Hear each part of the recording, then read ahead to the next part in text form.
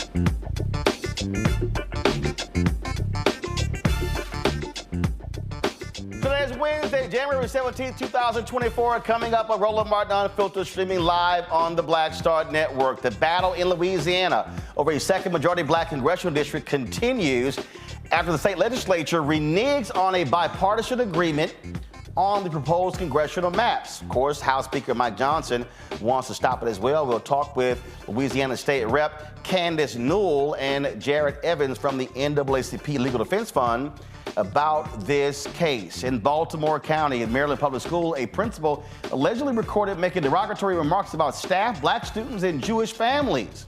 The school district responds. According to the findings from the Axios Vibes survey by the Harris poll, Americans have a surprising degree of overall satisfaction with the economy. Wow, that's completely different than what's often reported in mainstream media. Speaking of that, Jamie Dimon, the CEO of JP Morgan, he said, we have got to stop criticizing MAGA voters. Really? Hell no. Patriot Bank agrees to settlement with the Department of Justice over race-based lending allegations in Tennessee. Hey, Nikki Haley, racism is still real. Plus, Vice President Kamala Harris was on The View today and talking about what they will do in a second term if they're in the White House. And yes, she has something to say about Nimrata Haley. Folks, it's time to bring the funk. I'm Roland Martin Unfiltered on the Black Star Network. Let's go. He's got it. Whatever the miss, he's on it.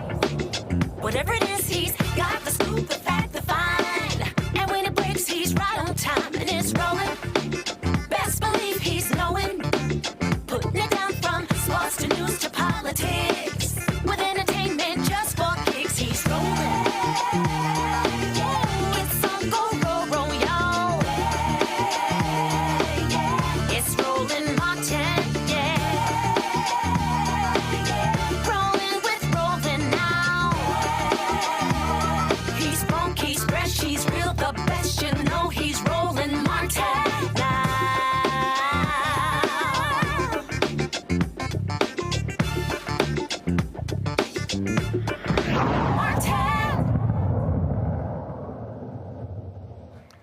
Celebrating too soon. Last night, we showed you the tweet from Janae Nelson, President and Director Counsel for the NAACP Legal Defense Fund, where she was elated about the creation of a second black congressional district in Louisiana because of this bipartisan update. Well, guess what?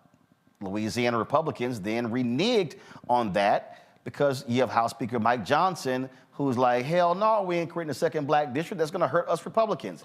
Joining me now, Louisiana State Rep Candace Newell, as well as Jared Evans, Policy Counsel for the LDF. Glad to have you here. Representative Newell, I want to start with you first. What the hell happened?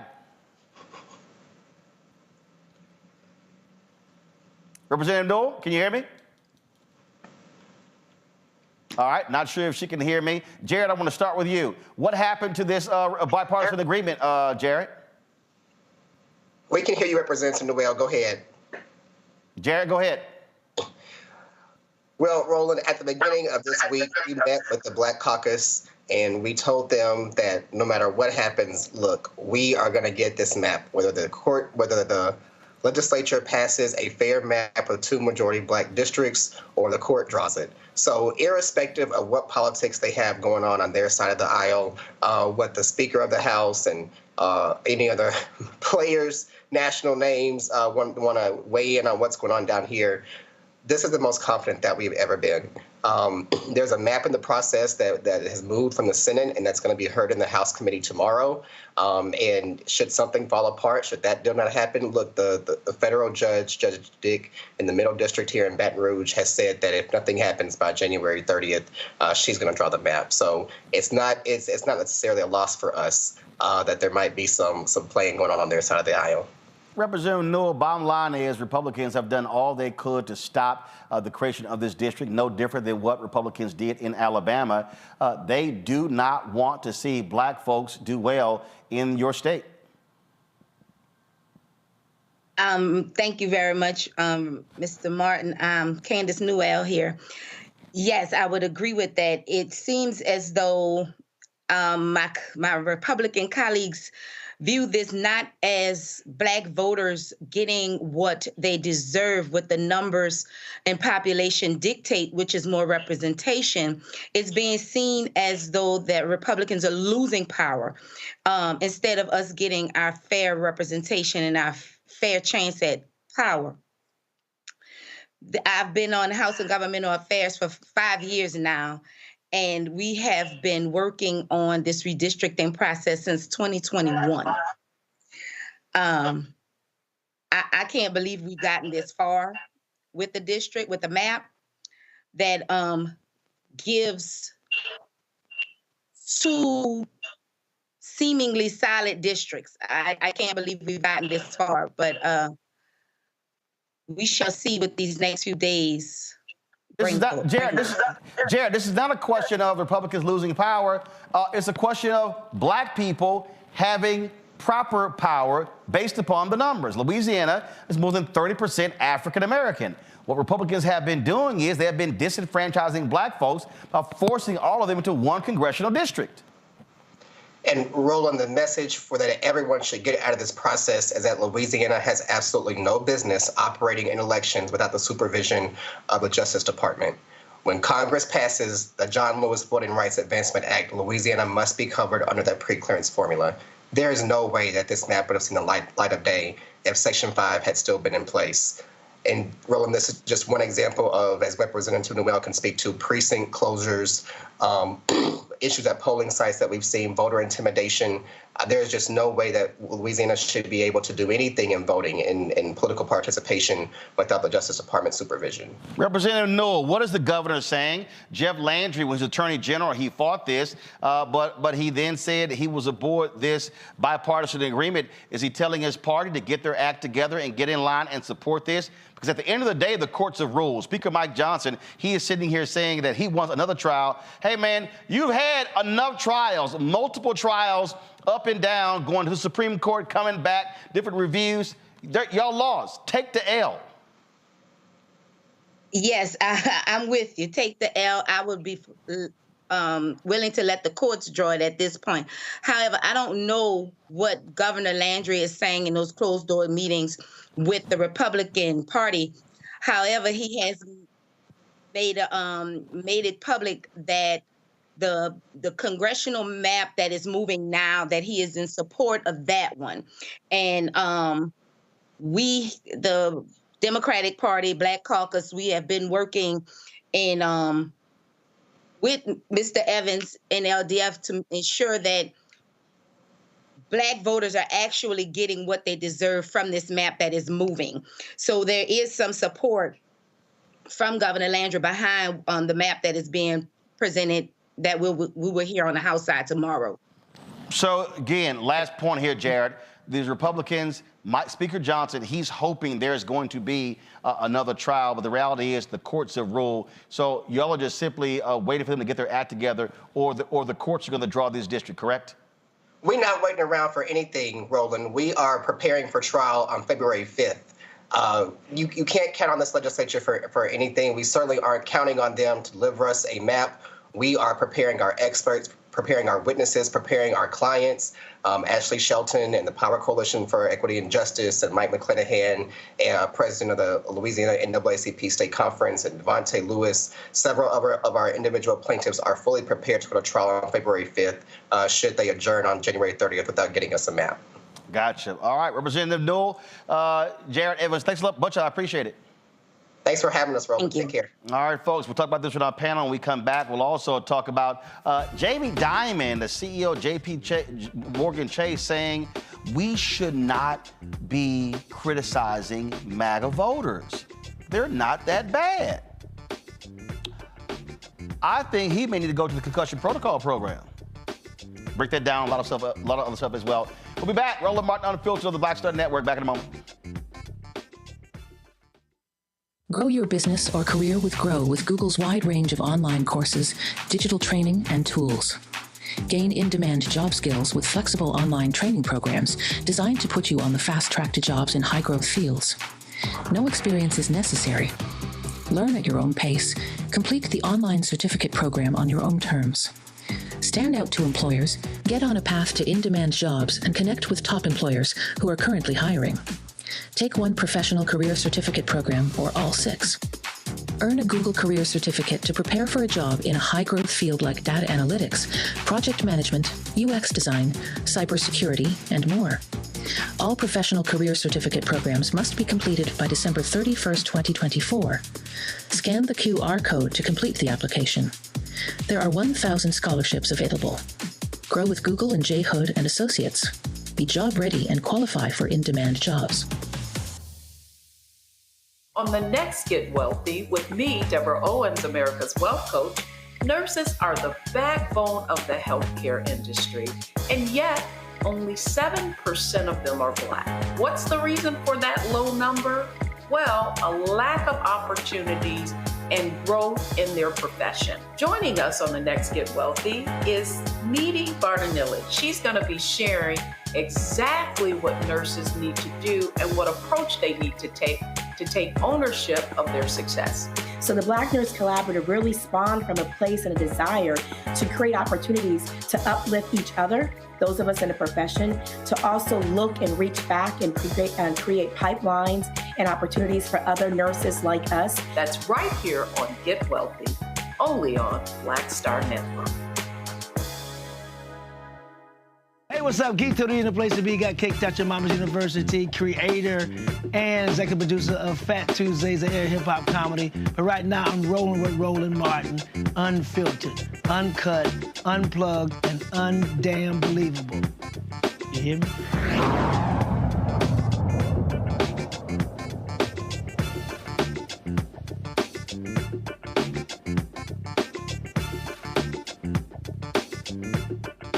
All right, folks, welcome back to Roland Martin Unfiltered on the Black Star Network. Let's go right to my panel. Rebecca Carruthers, Vice President, Fair Election Center, Washington, D.C. Robert Patillo, host of People, Passion, Politics, News and Talk 1380, WAOK in Atlanta. Joy Cheney, former Executive Director the Washington Bureau, Senior Vice President for Policy and Advocacy for the National Urban League out of D.C. Glad to have all three of you here.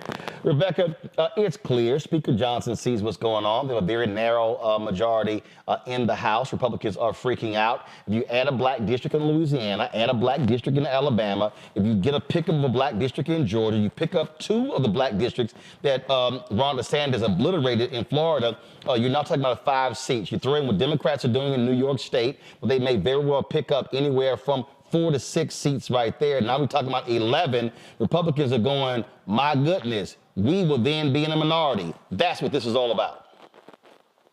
Absolutely, but even to the point that you were when you were talking to the guest in the previous segment, it's like, bottom line, this is also about Black representation. We see an erasure of all institutions in this country. We see a demonstrated erasure of Black folks and Black history in this country. And we see an erasure of Black political representation in this country. So I think this is a very good thing. But something I want to point out to your viewers is that one of the names that we just heard was Ashley Shelton with the Power Coalition.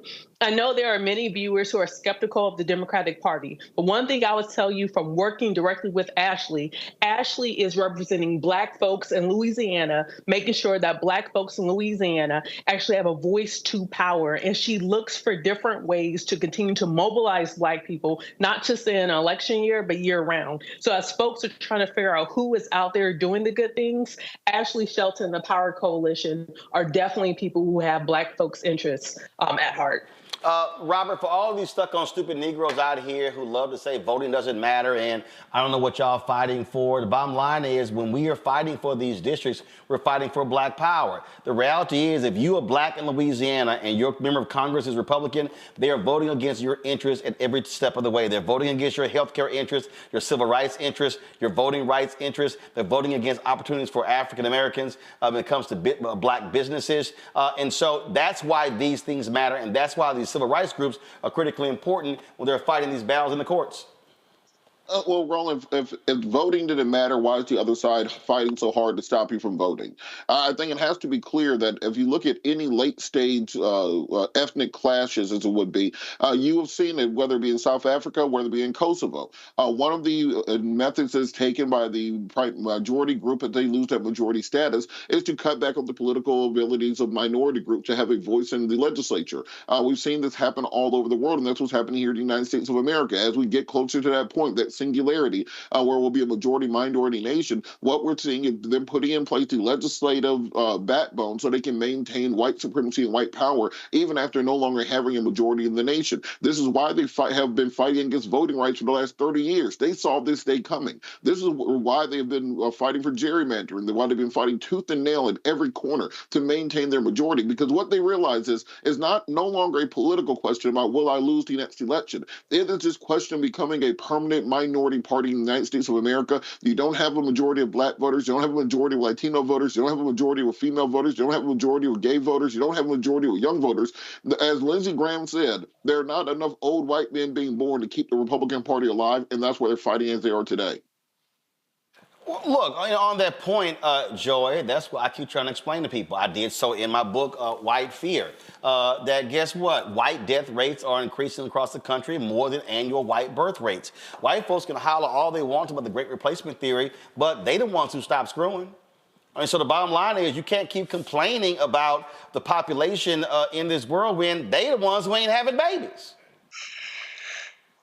I don't know what else to say about that. So I'm going to make sure we have the rest of the All right, hold tight 1 second. Something is up with your audio. I need y'all to fix that. And so I'm going to go to Rebecca on that particular point and come back to you. I mean, Rebecca, that's just the real deal. They are right now angry and out of their minds because the browning of America, which we all predicted. And again, we didn't tell them to stop screwing. They decided on their own.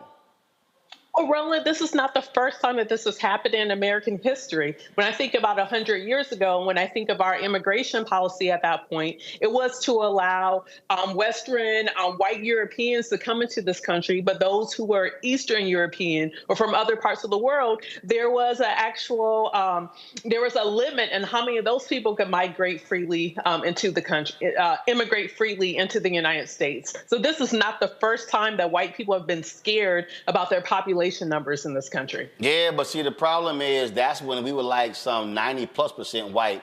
Now the real problem is like, oh goodness, by 2043, Joy, they're going to be around 47%, and they literally cannot handle it. They can't handle it. I hope you can hear me now. Yeah, we got you. Go ahead. And that is what's been happening, not just here, but when we're talking about fighting African Americans and Latinos and their ability to vote all over the country. We're talking about Louisiana tonight, but this is their plan to win. What they should be doing is trying to convince Black voters and brown voters and Asian American voters to vote for them. But instead of doing that, they want to prevent you from voting. So, as we discussed before, there's two halves of that. There's what they're doing, but there's what we've got to do. If you are not voting, if you don't have a plan to vote, you're a fool. And I know that's wrong to say, and I know that people don't like it when we say that, but the fact of the matter that ain't wrong to say. I say stuck on stupid all the time. Yeah. That ain't wrong to say. They don't want you to vote. And let me just hone in on one other thing. What the gentleman from LDF said was right. What this really means is that there are states like Louisiana all over this country, and those states and the leaders of those states cannot be trusted to implement elections without having the tools in the federal government to monitor those elections and ensure they are not discriminating and disenfranchising Black voters. It is vitally important that we restore the full strength of the voting. Look, bottom line is this, though. Here's the deal. You cannot restore the full strength of the Voting Rights Act unless you change who is in power. And so that means that it ain't going to happen if Democrats do not control the House. They got a slim majority in the Senate, which also begs for the moment for Senator Chuck Schumer to actually put a voting bill back on the agenda. And that's what he needs to do. The reality is, Rebecca, that Senator Schumer has to understand this is an election year. And it might go down, it might lose, but I would rather them keep reintroducing a bill than just simply saying, oh, well, we can't get it done. And you can't just sit back and go, hey, you know what? We passed $35 for insulin. That's one thing, but you got to keep fighting for voting rights. And then now you put the pressure on the Republicans in the House to vote against it.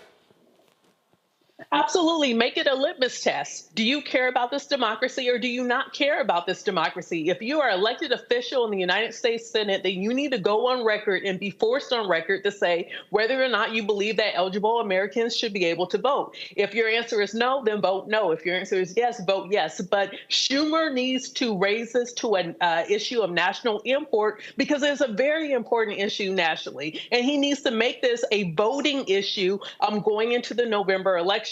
And finally, like I've said before in the show, if the Democrats hold on to the Senate, then in the next Congress, they need to make sure that they change the rules for passage on all voting rights legislation to be a simple majority, meaning that there should not be a 60-vote closure vote to end debate, to actually have the final debate, to have the final vote on the floor. It should be a simple majority for this thing to get on the floor and for them to end debate and actually vote yes or no. Do you believe in voting rights in this country? Well, we'll see. Go ahead, Robert. Go ahead real quick. Well, the problem is Schumer knows he doesn't have the votes on the Democratic caucus. He knows that people like Sinema, Manchin, perhaps Fetterman, Tester will vote in opposition to that. And he doesn't put them in a bad position going into the midterm elections. We have to make sure that we do our homework on our side and get all the Democrats on board before we simply criticize the Republicans. Hold up, Robert, hold up. Fetterman ain't running. Sinema ain't running. You mentioned Tester. Ain't no black people in Montana.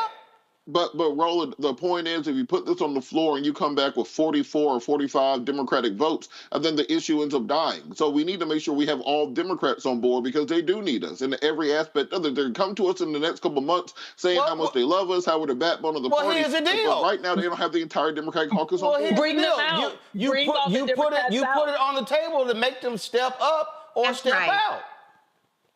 just say Senator Tester is not the problem. It is Joe Manchin and Kyrsten Sinema that are the problem. And Manchin not running for re-election, and we already know what we're going to do to Sinema when she runs. We taking her ass out. That's right, and I think she's been under pressure, and so maybe we will have a different outcome than we had 2 years ago. It is vitally important. Also, we need Democratic voters to see our leaders fighting for them. So the goal, it may win, it may lose. People may like it, they may not. But we need others to see us being caught trying. We have got to put a voting rights bill on the floor. We need to make deals, do everything else. And Rebecca is right.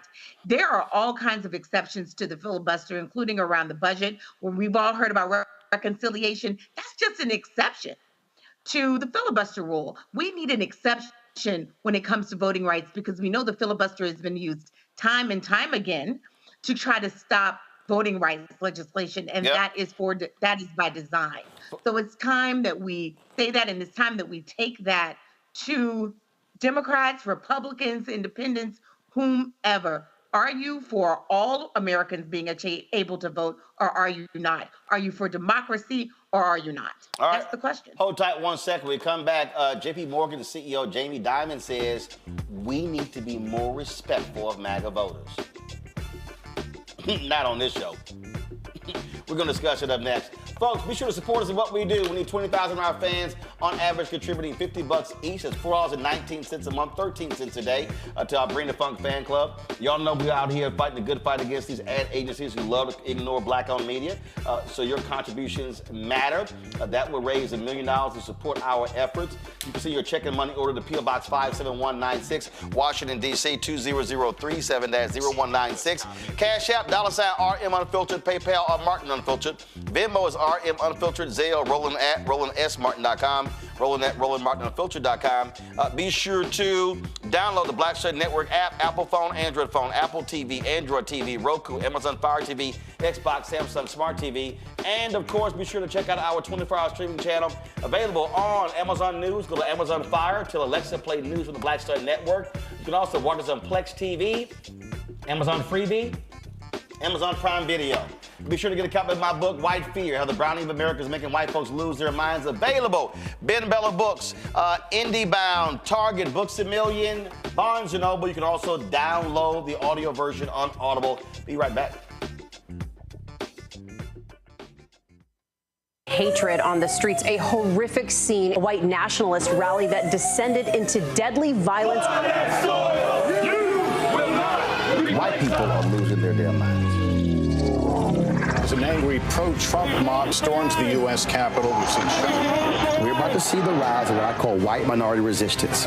We have seen white folks in this country who simply cannot tolerate black folks voting. I think what we're seeing is the inevitable result of violent denial. This is part of American history. Every time that people of color have made progress, whether real or symbolic, there has been what Carol Anderson at Emory University calls white rage as a backlash. This is the rise of the Proud Boys and the Boogaloo Boys. America, there's going to be more of this. Here's all the Proud Boys, guys. This country is getting increasingly racist in its behaviors and its attitudes because of the fear of white people. The fear that they're taking our jobs, they're taking our resources, they're taking our women. This is white fear.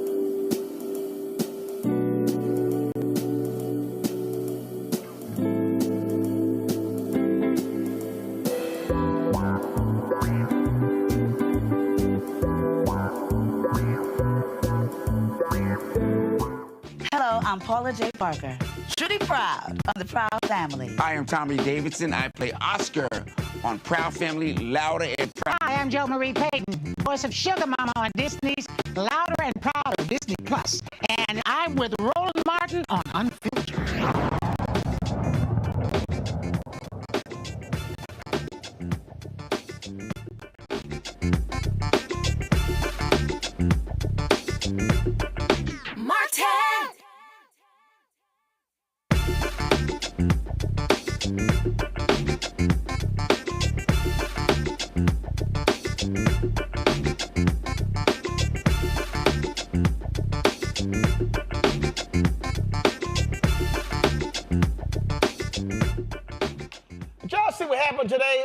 in court where Donald Trump is battling E. Jean Carroll. Now remember, he was found liable for sexually assaulting her, got awarded $5 million. His dumb ass then went out and started talking about more trash about her, so she sued him again. So they go to court. He acted a fool today to the point where he started arguing with the judge. Somebody said he was acting like Gator the crackhead from Jungle Fever. At one point, literally, the judge said he needed him to shut up. That when he was talking to his attorneys, he was talking so loud the jury could hear. So he acted a plumb fool. Now, this is the same person, 4 trials, indicted 91 times, who trashes everybody. He talks about everybody. He disses people who voted for Biden and Harris, trashes them left and right. His supporters call Democrats voters pedophiles. They advance Pizzagate. They do all of these different things.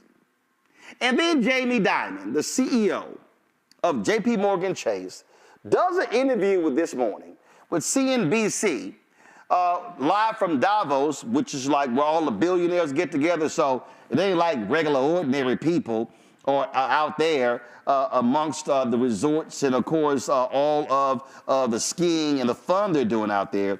But I got to play for y'all what Diamond said, what we should not be doing when it comes to MAGA people. Watch these pearls being clutched. How do you see the U.S. economy playing itself out over the next 12 months? This is an election year. We've been talking a lot about what just took place in Iowa and trying to understand how the American public is going to feel about the economy may ultimately dictate how the president is decided. Yes, I agree with that. I think it's a mistake to assume that everything's hunky-dory. And, you know, and when stock markets are up, it's kind of like this little drug we all feel. Like, it's just great, you know. But remember, we've had so much fiscal and monetary stimulation. So I'm a little more on the cautious side, that we are facing a lot of things in 24 or 25. And we mentioned Ukraine, the terrorist activity in Israel, the Red Sea, quantitative tightening, which I still question if we understand exactly how that works. I don't think we do.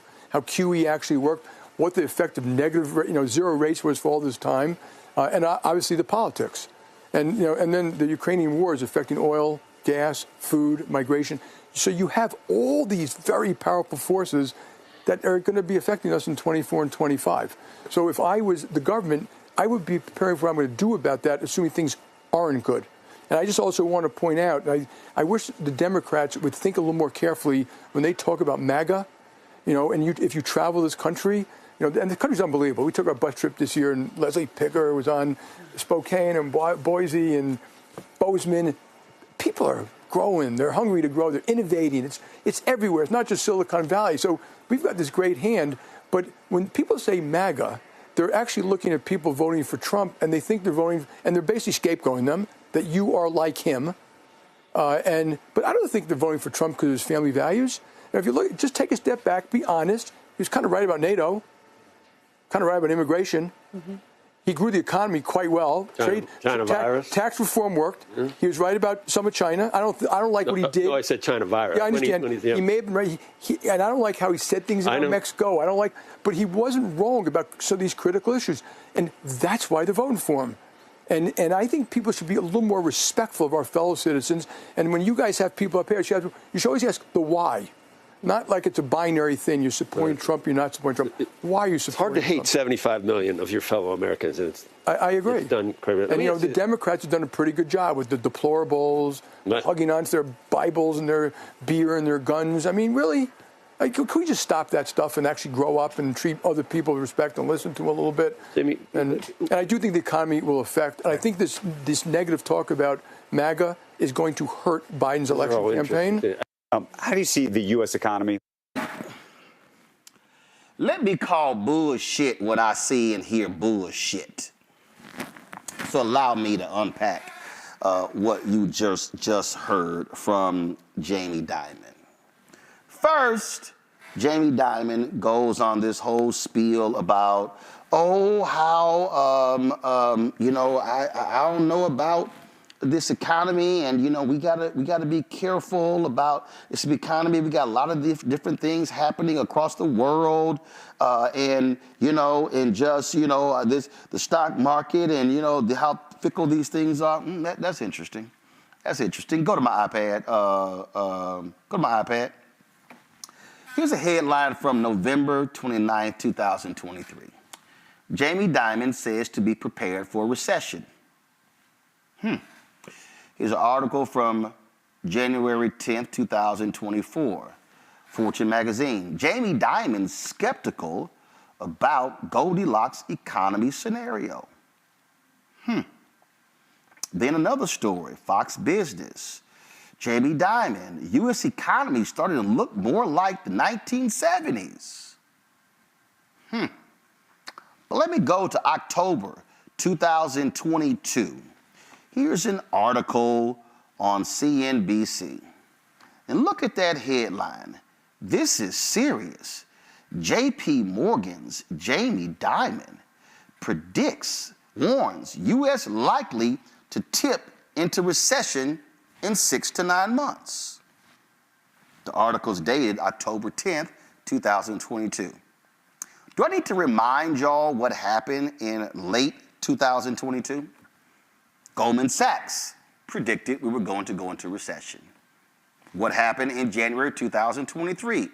Meta, Amazon, all of these companies start laying off people because all of these so-called really smart financial people were predicting we were going to go into recession.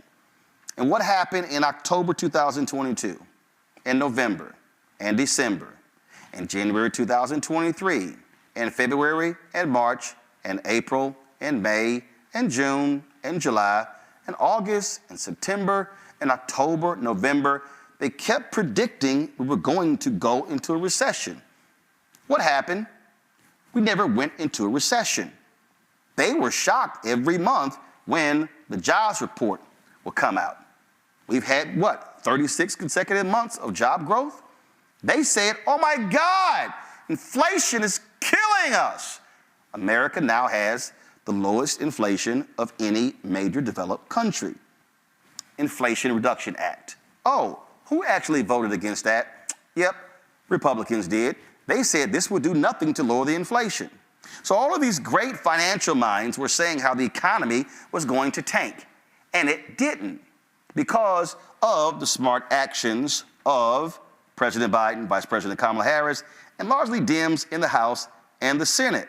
So now all of a sudden we hear Jamie Dimon saying, oh my goodness, these worldwide things that are going on, Ukraine, Russian war, and gas prices. We've been dealing with that for the past year. I want y'all to listen again. Let me cue this up because Jamie Dimon said some things there that I thought were quite interesting, but it really also, it was tipping his hand because what Jamie Dimon was really saying was, oh my goodness, Trump was right about all these things. People don't care about family matters. And then you heard he said he was right about China, but not about those tariffs, which caused us to spend billions of dollars propping up largely white farmers in Wisconsin, Iowa, Illinois, because Trump's attacks on China tariffs were absolutely idiotic and it absolutely did nothing. Oh, this is the same Trump who had all of his products, his ties and belts and everything that were also made in China. The same guy who praises the Chinese dictator. This is the same guy. Oh, is that the same China that had a lot of patents for Ivanka Trump as well? Oh yeah, that's the exact same China. But listen a little bit more to Jamie Dimon, and I'm going to break this down further. Have all these very powerful forces that are going to be affecting us in 24 and 25. So if I was the government, I would be preparing for what I'm going to do about that, assuming things aren't good.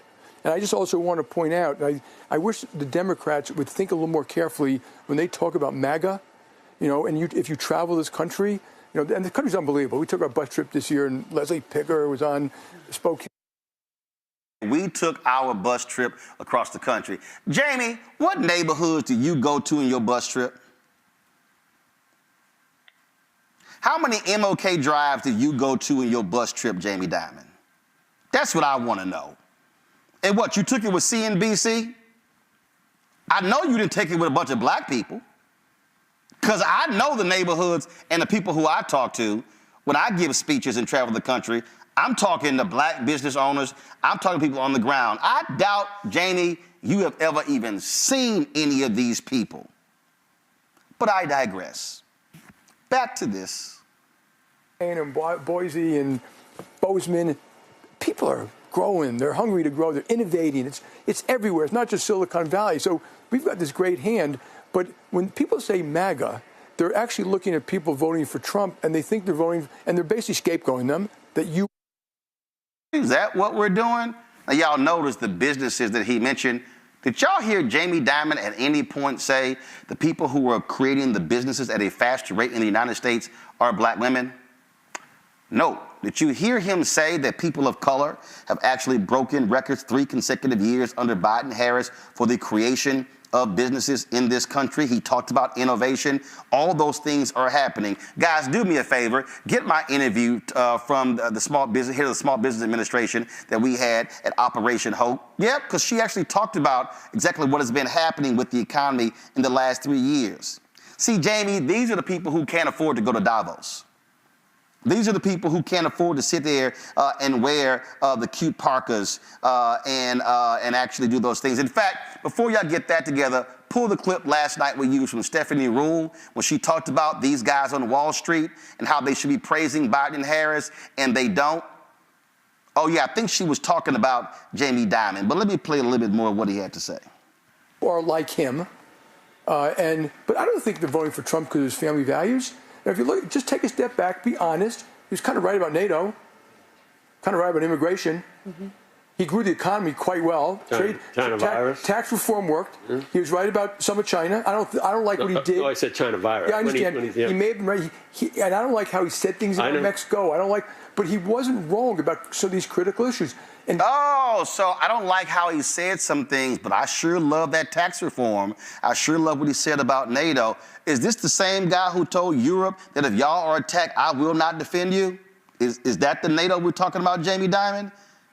This is the same guy who talked about, how he was right on some of the things, how he grew the economy. Please remind me, Jamie Dimon, who handed him a great economy? Last I checked, we had a housing crisis in 2007, 2008, because many of the banks that you know very well were giving subprime loans to black people, causing them to lose billions of dollars. 53% of black wealth was wiped out during the home foreclosure crisis. And guess what? Those banks are still in business. And what did banks like yours do? Sell those toxic assets to private equity. And that's why 40% of the homes in America will be owned by private equity by the year 2030. Is that a growing economy? And let me remind you how the unemployment rate skyrocketed 2009, 2010, 2011, but we began to see the economy turn around in 12 and 13, 14, 15, and 16. Please tell me, Jamie Dimon, what the stock market was on the day of the inauguration when Obama handed Trump the keys to the economy. You can't sit here and tell me how great Trump was on the economy. That's like saying he was born, he actually hit the home run himself when his daddy set him up. No, he was born between third base and home plate. But you're saying these things to a business community who are largely conservative on CNBC. Here's also what he said. That's why they're voting for him. And I think people should be a little more respectful of our fellow citizens. And when you guys have people up here, you should always ask the why. Not like it's a binary thing. You're supporting Trump, you're not supporting Trump. That's a great point, Jamie. I'll ask you, what's your why? Why are you saying that we have to be respectful to MAGA when it was MAGA that tried to overthrow an election, when it was MAGA that actually beat cops? It was MAGA that was angry with how black people voted, and Trump targeted black people in 4 cities: Atlanta, Philadelphia, Detroit, and Milwaukee. Oh, what are those 4 black cities? Is that who we should be respectful to? We should be respectful to a Jim Jordan and a Kevin McCarthy who refused a subpoena to testify before the January 6th committee? That's who we should be respectful to, huh? Oh, really? Is that what it is? No, I don't think so. Let me play the rest. Why are you It's hard to hate 75 million of your fellow Americans. I agree. It's done quite a bit. And, the Democrats have done a pretty good job with the deplorables, hugging onto their Bibles and their beer and their guns. I mean, really, Like, could we just stop that stuff and actually grow up and treat other people with respect and listen to them a little bit? And I do think the economy will affect. And I think this negative talk about MAGA is going to hurt Biden's election campaign. Oh, so the negative talk about MAGA is going to hurt Biden's election campaign. Remember when Jamie Dimon asked for the why? Here's why Jamie Dimon is actually saying that. Because when he doesn't want you to criticize MAGA supporters, people who vote for Trump, because he knows there are a lot of people, possibly including him, who voted for Trump on Wall Street because they wanted those tax breaks. They didn't give a damn about the rest of the economy. They wanted the tax breaks. And it could be, this is who Stephanie Rule was talking about on MSNBC. Press play. Because that Wall Street Republican, if you actually look at Joe Biden policies, they should be stoked about it, right? Look, I mean, we have a very strong economy given where we came from. Look at the infrastructure. Look at all that he's done. But why do they pull back? Because this idea that they have that he's super liberal, which he's not. And the reason they have this idea is because when they got into investment banking, when I did, those investment banks only recruited from 4 colleges, and they were Ivy League universities, and they didn't have any DEI initiatives. And they loved to hire lacrosse players and football players and sons of people that went to really expensive boarding schools. And that is why that group of Wall Street people think that Joe Biden is super liberal, because their son named Chad in a Patagonia vest isn't automatically getting into Princeton and gets to be in Eddie's class. That's why they feel that way. They could probably still get it though. So Jamie Dimon wants us to sit here and support, say we should not be so mean to these MAGA people. Yet these are the people who, when after 10 black people were gunned down in a grocery store in Buffalo, when Democrats tried to pass a bill condemning white supremacy, guess who voted against it? All except one Republican. When Democrats wanted to get rid of neo-Nazis in our military, guess who was against that? MAGA. When Democrats said we want to get rid of these Confederate monuments named after these military bases, guess who was against that? MAGA. Guess who agrees to a poll of 81% with Donald Trump that immigrants are poisoning the blood of the country? MAGA. We can go on and on, Jamie Dimon, but the reality is this here. You don't want to be associated with the crazies. So what you are saying is that Biden and the Democrats should be more respectful to MAGA. We should be more kind to them. We shouldn't call them deplorables. Are you speaking the same MAGA people who use critical race theory to target folks during the 2022 midterm elections and they were all lies? Are you talking about the same MAGA people who right now are against DEI, who are attacking HBCUs with aviation programs like Delaware State because racists like Elon Musk are suggesting that black people have lower IQs? Are those the MAGA people we should be lining up with, Jamie Dimon? No. What you're saying is, we don't want y'all dogging MAGA people who voted for Trump. And then they said they're not voting for Trump's family values. We know that because they're hypocrites. Because how could they be against immigrants when he married an immigrant? When his children are anchor babies? When his wife lied about her visa and how she got into the country? Oh, you know, Melania, the birther? Yeah, that's who we're talking about. But no. You don't want us calling them out. And they say it's hard to hate 75 million people. No, it's not. Not when those people are supporting an individual who is so demented, who is sick, who is a psycho, who literally wants to exact revenge against his enemies, but he could not take an ass kicking that he got in the last election.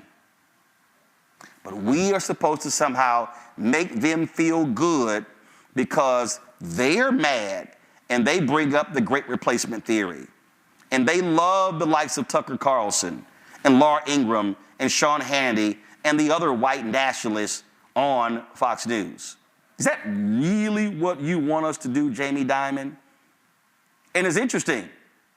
Jamie Dimon didn't talk about, what's happening with the economy. Consumer confidence increasing, the shrinking of the wealth gap between blacks and whites. You notice none of that stuff was mentioned. It was, no, we might be on the verge of recession. Why is Dimey saying that? Because the numbers are changing. Steve Ratner, Wall Street guy, former journalist, broke this thing down, showed this particular tweet today. Give me 1 second. And he showed exactly what is happening. Boom, here was a post that he made. U.S. total monthly business applications for likely employers. He said, we are in the midst of an economic boom. That's what Steve Ratner posted. Dimey did not mention that. Ratner talked about the post-pandemic surge. Look at this. Go to my iPad. 34% change in the United States in terms of annual business establishment entries. Belgium, 25%, France, 23%, Netherlands, 16%, UK, 16%, Canada, 10%, Sweden, 9%, Norway, 8%, Spain, 6%, Germany, 0.1%, Italy, minus 12%. So the United States, by far, is leading all other major countries when it comes to business entries. Oh, but the economy is doing so bad. No, we're not going to buy that one. And yes, I will call them deplorables. I will call them deranged, sick, psycho people. Because anybody who wants to vote for that man, even if they get nice, wonderful tax cuts, corporate tax cuts, Jamie, is out of their damn minds. Robert. Look, one of the things I think that's important for us to understand about what Jamie Dimon said in particular is that it was factually inaccurate. If the world had followed Donald Trump's advice on NATO, he would have hollowed out the entire organization, and Russia will be in Moldova or Romania by now. What he said on China is completely inaccurate. In the last 2 years of the Biden administration, we've seen a 2 million person population decline in China, 5.1% growth, which was lowest in 30 years. We've seen economic scandals from Evergrande to the shipping crisis to the grain population. What he said about Donald Trump being right on the border. How the hell can you look at the border and say Donald Trump was right about that? We did not make the type of hemispheric agreements necessary to stop the migration crisis coming northward. We did not help the governments of Central and South America handle the narco-terrorism problem. We did not stop the American appetite for drugs, which is fueling all of this migration in the first place. So the idea of saying stay in Mexico and building a wall, that's not an immigration process going forward. When you talk about this conceptualization of, well, I went to Spokane, Washington, I went to Bozeman, South Dakota, I went to Boise, Idaho, and I saw America. Well, there's a whole rest of America where the actual population lives at. And you're seeing innovation, but you're also seeing the need for programs that are not being centered and targeted at Wall Street. And what this is really about is Jamie Dimon believes that tax cuts are so important, he's willing to sell out the rest of the American people. As long as you can get $2 trillion in tax cuts from Donald Trump, you don't care what happens to the rest of us. And even on one of the first points he made when he talked about quantitative tightening. So quantitative tightening is a fancy way of saying raising interest rates. When they talked about quantitative easing during the housing crisis, they said we made interest rates too low. Quantitative tightening is what Powell's been doing for the last 2 years, raising interest rates in order to fight inflation. This is exactly what Paul Volcker did in 1980 to break the back to double-digit inflation. The reason we didn't fall into stagflation is because of the raises in interest rates. Who did that hurt? Major banks like Jamie Dimon's not being able to make money the way that they did before. So everything he said was with what he said unironically, with the richest people in the world behind him at a ski resort, is basically saying that all the efforts that have been made to help regular Americans and to build an economy that works for everyone else is the wrong thing to do. And let's not be mad at the MAGA people for supporting somebody who called Latinos rapists and terrorists, who has said that he wants to bring retribution to the United States of America, who's called his enemies the vermin, who said that immigrants were poisoning the blood of our people. Don't be too mean to those people. But by all means, continue to bring these tax cuts. It was a completely ridiculous statement all the way through. Joy? Absolutely. I'm appalled at what Jamie Dimon said. Robert had it right. Donald Trump has been wrong on every one of those issues. Every one of those issues. And the fact of the matter is, they're not supporting him because of that anyway. They're supporting him because he said it. He is their retribution. Who calls them MAGA, Make America Great Again? They call themselves that. They call themselves that. We aren't disrespecting them. They are disrespecting our democracy. Appeasement is the greatest tool of a dictator. People who don't want to just acknowledge that there are racist people in this country. They are misogynist people in this country, and guess what? There are a lot of them. There are a lot of them. That white fear that Roland talks about so often is very real. It's very real. He won't acknowledge that because those are the people who look like him. Rebecca? If it were me, and if it were anyone here, they would do that. Rebecca? I get it, Jamie. You think that Donald Trump is crass and you think he's tacky. Because after all, anyone who buries their ex-wife on their golf course, they're kind of tacky. They're not exactly the top echelon in class. But here's the thing. 3 out of 4 white men are registered Republican. More than 3 out of 4 white men voted for Trump in 2016 and 2020. Morning Joe had America convinced that the white people who were supporting Donald Trump were the hillbilly elegy. Well, just like that book was kind of fake, that narrative is also fake. And here's the reality. Overwhelmingly on Wall Street is run by white men. The majority of them support Donald Trump. 80% of pilots in this country are white men, like we learned last night. But guess what? 3 out of 4 of them likely to support Trump. Jamie doesn't want to be associated with the crassness of Trump. He doesn't want to be associated with the racist policies of Trump. But he just said, well, I don't like how Trump says it, but I agree with his policies. Trump's policies were rooted in racism. Many of his policies were anti-Black. So what Jamie is telling us is, hey, I don't like how tacky Donald Trump is, but hey, I sure love those racist policies because it benefits my bottom line. It puts money in my pocket. It keeps me and my friends billionaires. And with saying that, it reminds me, I'm going to make this point before I go to break, it reminds me of old Jack Nicklaus. When Jack Nicklaus, the big-time major golf winner, when Jack Nicklaus endorsed Donald Trump. And when I listened to that, when I listened to all of that back and forth with Jamie Dimon, I immediately thought about Nicklaus's endorsement. And I'm looking for it now because I never forgot it, and because if I come across Nicklaus one day, I might cuss him out. Because what Dimon essentially was saying is what Nicklaus was saying is, can y'all just move on around it? All the hateful, misogynistic, sexist stuff, grabbing women by their vagina, how he would talk about and denigrate Black women and others, how he savages other people, how this man treats people, how this man, and this is what just trips me out. Because, see, I love these people who call themselves patriots, who call themselves loving Americans. When Donald Trump literally shitted on the dead soldiers when he was in Europe and would not even go to the cemetery to visit their graves because it was raining and it might mess up his hair. When he literally talked about those soldiers in such a nasty way, and that was confirmed by his then chief of staff, John Kelly, 4-star general. How this man has trashed and denigrated the late Senator John McCain, who was a POW in this country. It is amazing what these people will give up for their tax breaks. It's amazing what they will allow. They will allow the treatment of people, the negative treatment. This man here has said he is going to pardon every single person who was involved on January 6th, but we need to be more respectful to MAGA. We need to treat them better. We shouldn't call them deplorables. We shouldn't hurt their feelings, even though these people, as it stands right now, are doing the exact same thing to everybody else. These people, all that they are doing and how they trash people who don't agree with them, the things that they say about liberals and progressives and those who vote for Biden-Harris.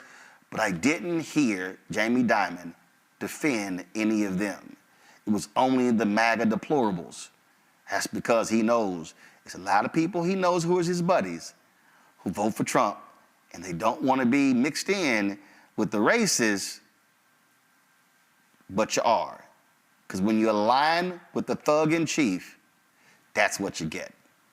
When we come back, we're going to talk about how Americans are actually feeling about the economy, and it's not what Jamie's talking about. You're watching Roland Martin Unfiltered right here on the Black Star Network.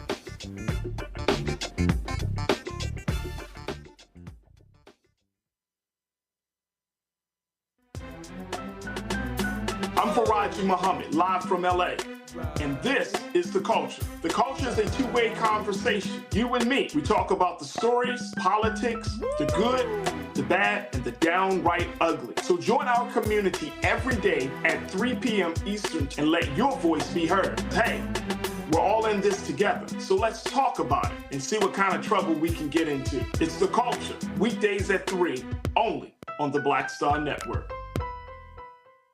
On Next, A Balanced Life with me, Dr. Jackie, we talk about a hard, cold fact. Not all healthcare is created equal in this country, especially if you're a person of color.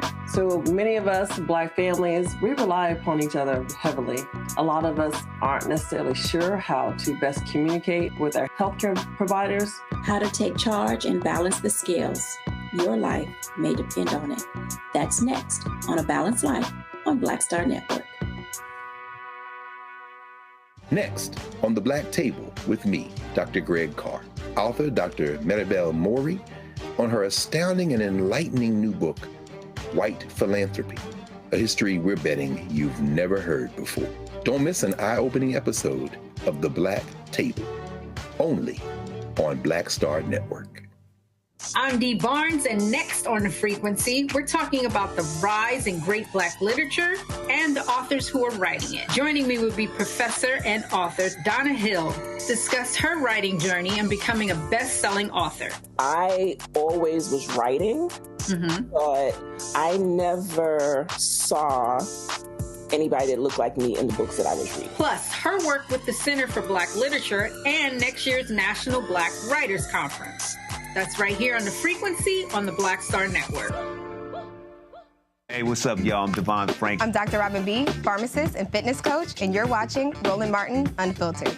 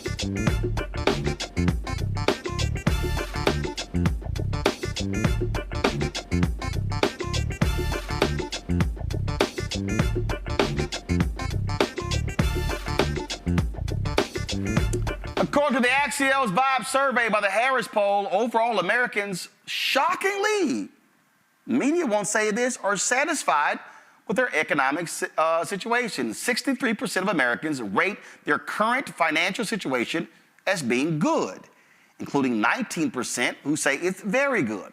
66% think that 2024 will be better than 2023. 85% feel we could change our personal financial situation for the better this year.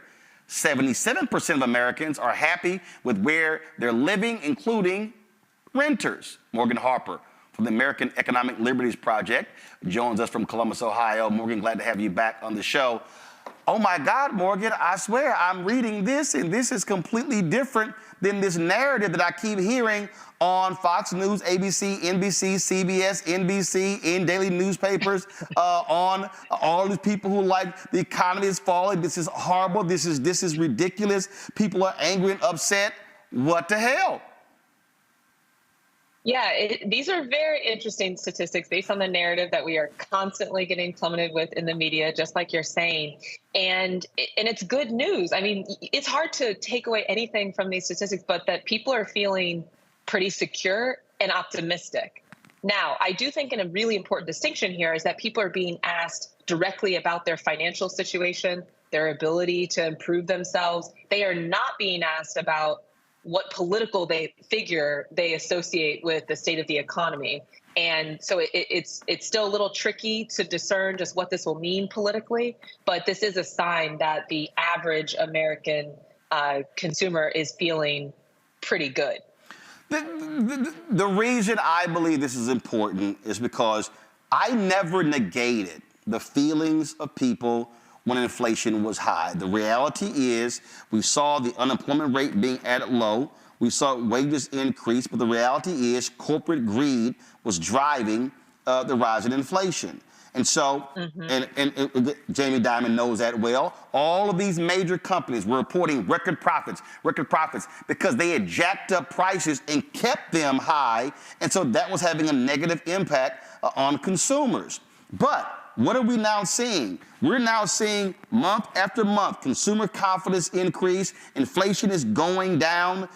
It's what is it 3.2, 3.1? I can't remember what it is now, which is lower than when it was 7 and 8%. And so it's and again, I'm always having to remind people that listen, the pandemic hit in March 2020. We were dealing essentially in the pandemic from March of 2020, I dare say through the first quarter of 2023. So this notion that quick we were going to bounce back from a 100-year pandemic was completely nonsensical.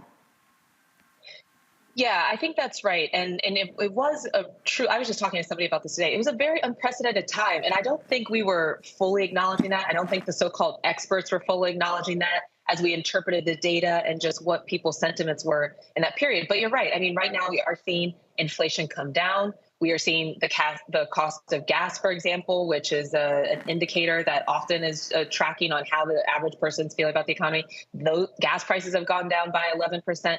I thought it was very interesting in this data, and you included this stat, that renters are feeling good about the state of the economy, because housing prices are another thing that people look at, or the cost of housing, I should say, whether or not you're paying a mortgage or you're renting, about a signal for how overall the cost of living is going. And to have over 70% of renters happy with where they're at, that was a little bit surprising to me, I'll be honest.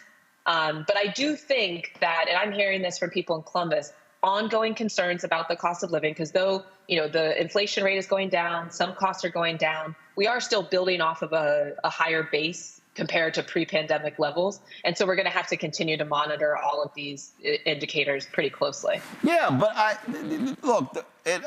totally get the housing situation, but you just heard me talk about it. And so what people don't understand is I was a county government reporter at the Austin American-Statesman. I was a city hall reporter at the Fort Worth Star-Telegram beginning my career. What was the area that I largely focused on was a part of my portfolio? Housing.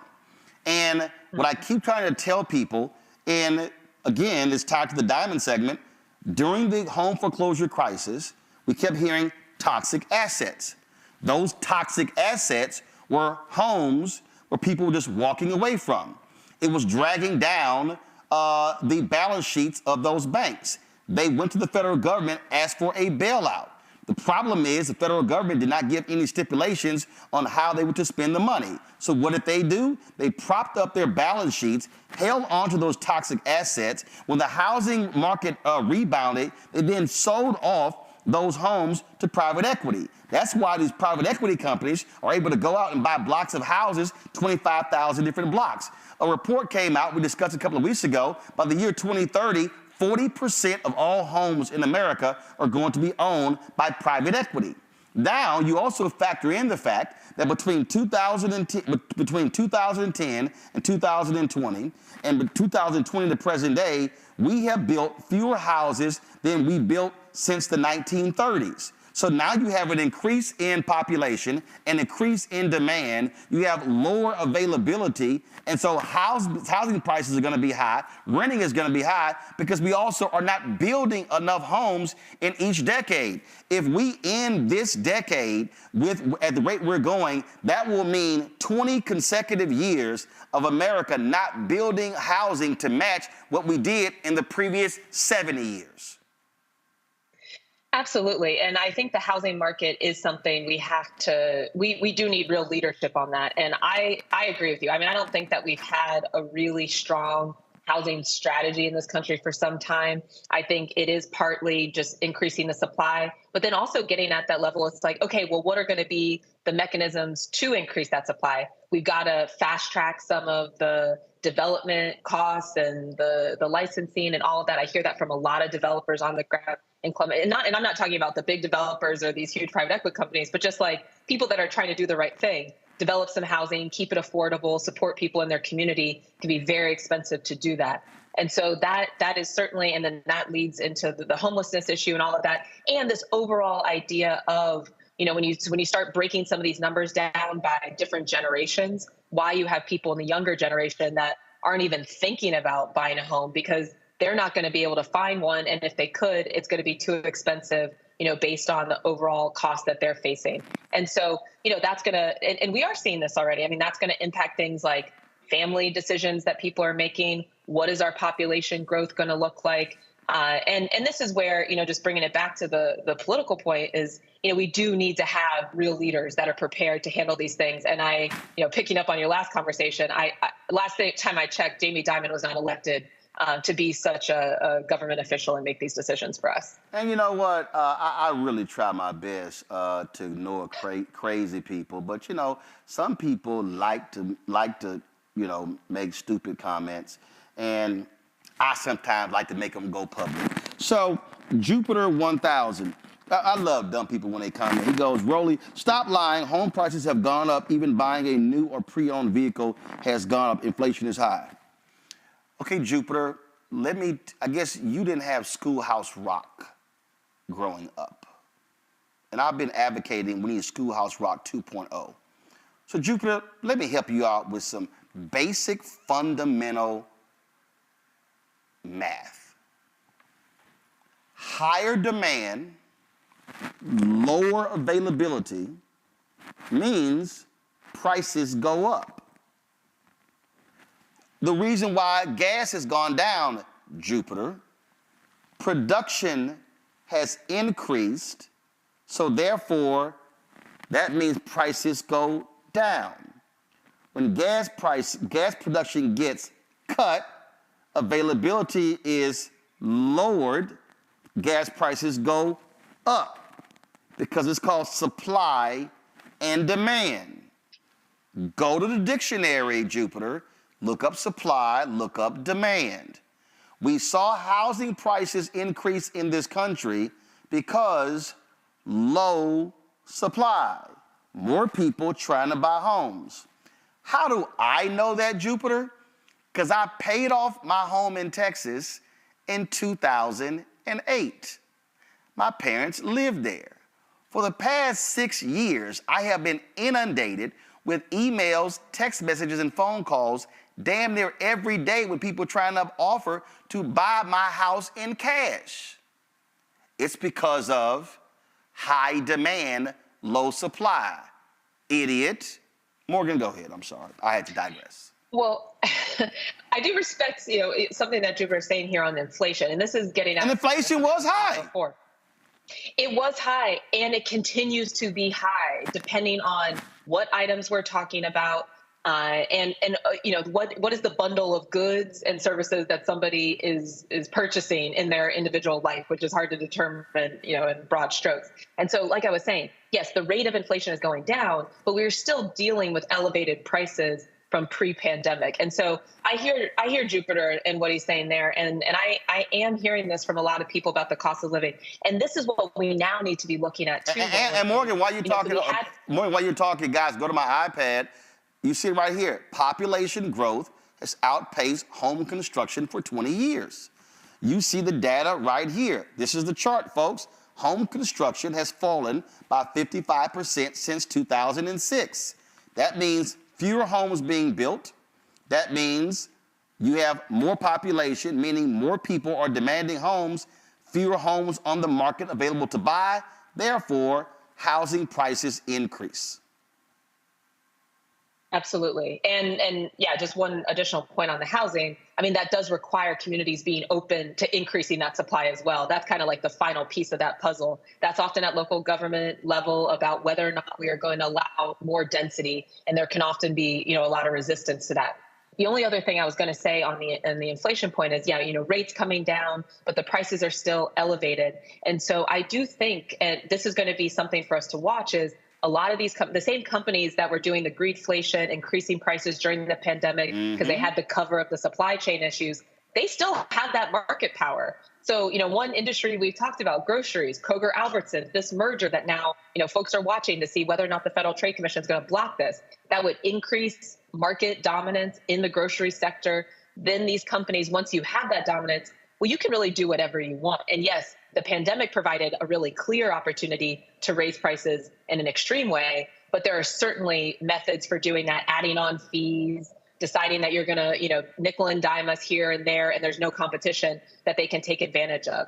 Another area for us to look at, just an overall economy, and something that has happened recently, interesting, is in the airline space, another super consolidated industry. This JetBlue Spirit merger just got blocked. That's going to keep Spirit in the market. Spirit would have gone away if this merger had gone through. And that is a way that a lot of young people, a lot of us trying to get a deal, rely on Spirit to be able to, get to different parts of the country, and regional economy supported on that. And so, we really do have to break it down sector by sector. I'm glad you're, doing some of that in the housing.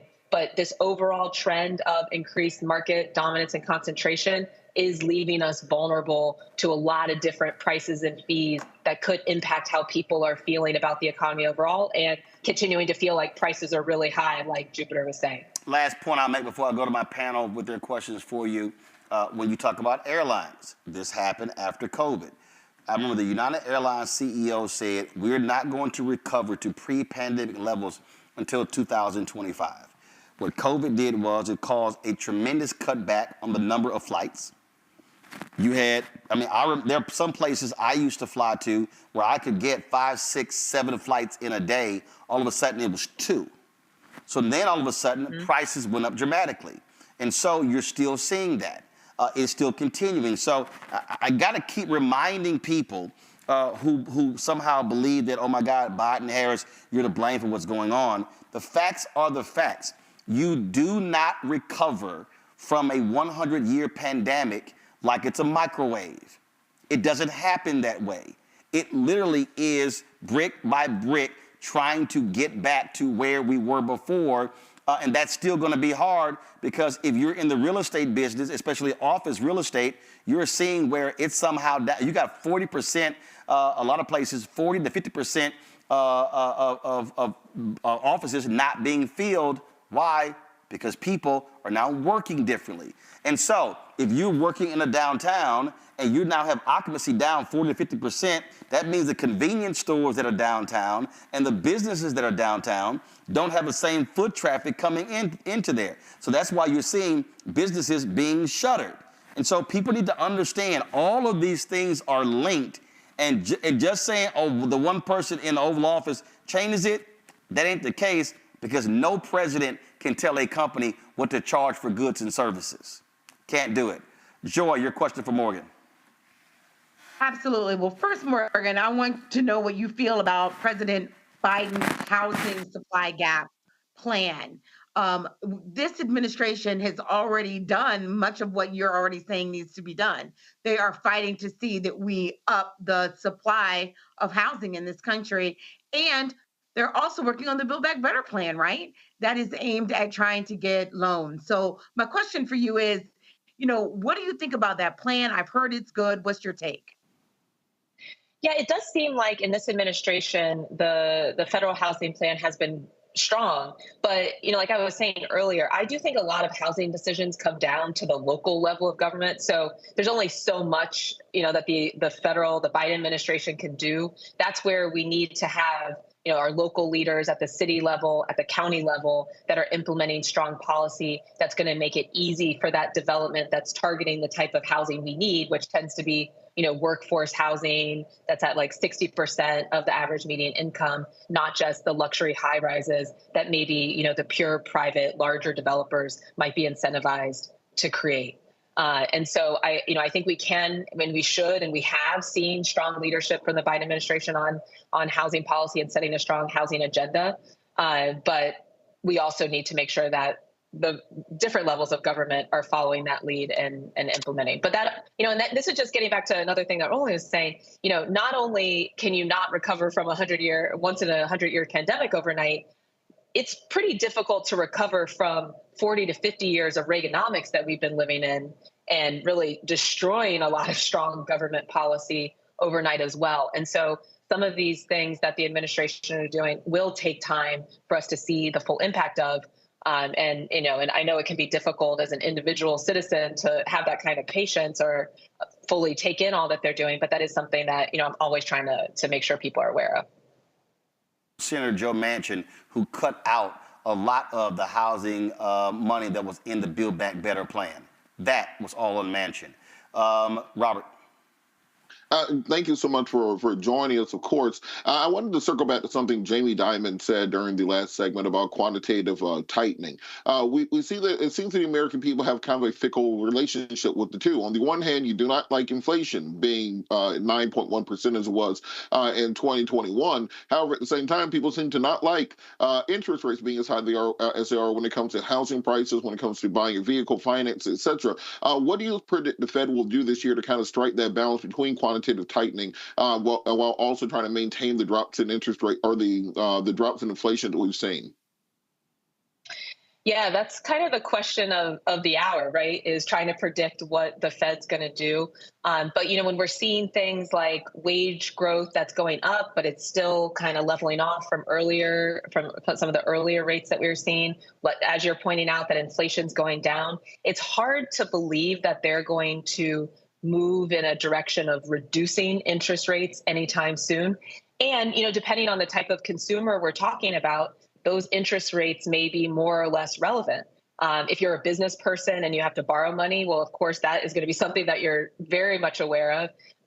Or if you're a consumer, and we are seeing this with hitting the $1 trillion credit card debt level, or among consumers, if you are paying on interest rates and credit cards and dealing with those kinds of fees, then you are going to be feeling the impact of those interest rates. But, whether or not that is more of a consideration than just the prices day to day and seeing inflation goes down, I kind of assume, most of the folks that I'm working with in Columbus, it's that day to day spending and just the costs of living that people want to see go down. And then we're talking about like a different set of consumers, business owners that are interacting more directly with interest rates. And that's the other interesting thing, like I was saying, seeing that figure about, not only are renters happy, but they also aren't looking to own, And so we could break that down by age or, depending what the situation is. But that's something to keep in mind as we're interpreting. This is another indicator people look a lot at as, how many mortgages are being closed. Well, if we have, some set of people coming up that have no interest in moving out of the rental category, whether it's because,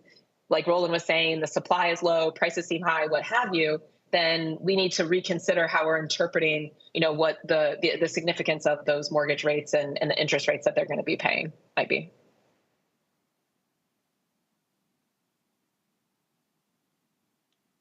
Rebecca. Thanks for being on tonight, Morgan. I do have a question. So we know that the American economy on a macro level is doing great. We know that GDP is steadily increasing for our country. I was looking at the methodology of the Axios poll, and one thing that really stuck out to me is that this was people self-reporting their feelings. And one thing that we understand is that feelings are not facts. So what are the actual facts about people's personal economies in America?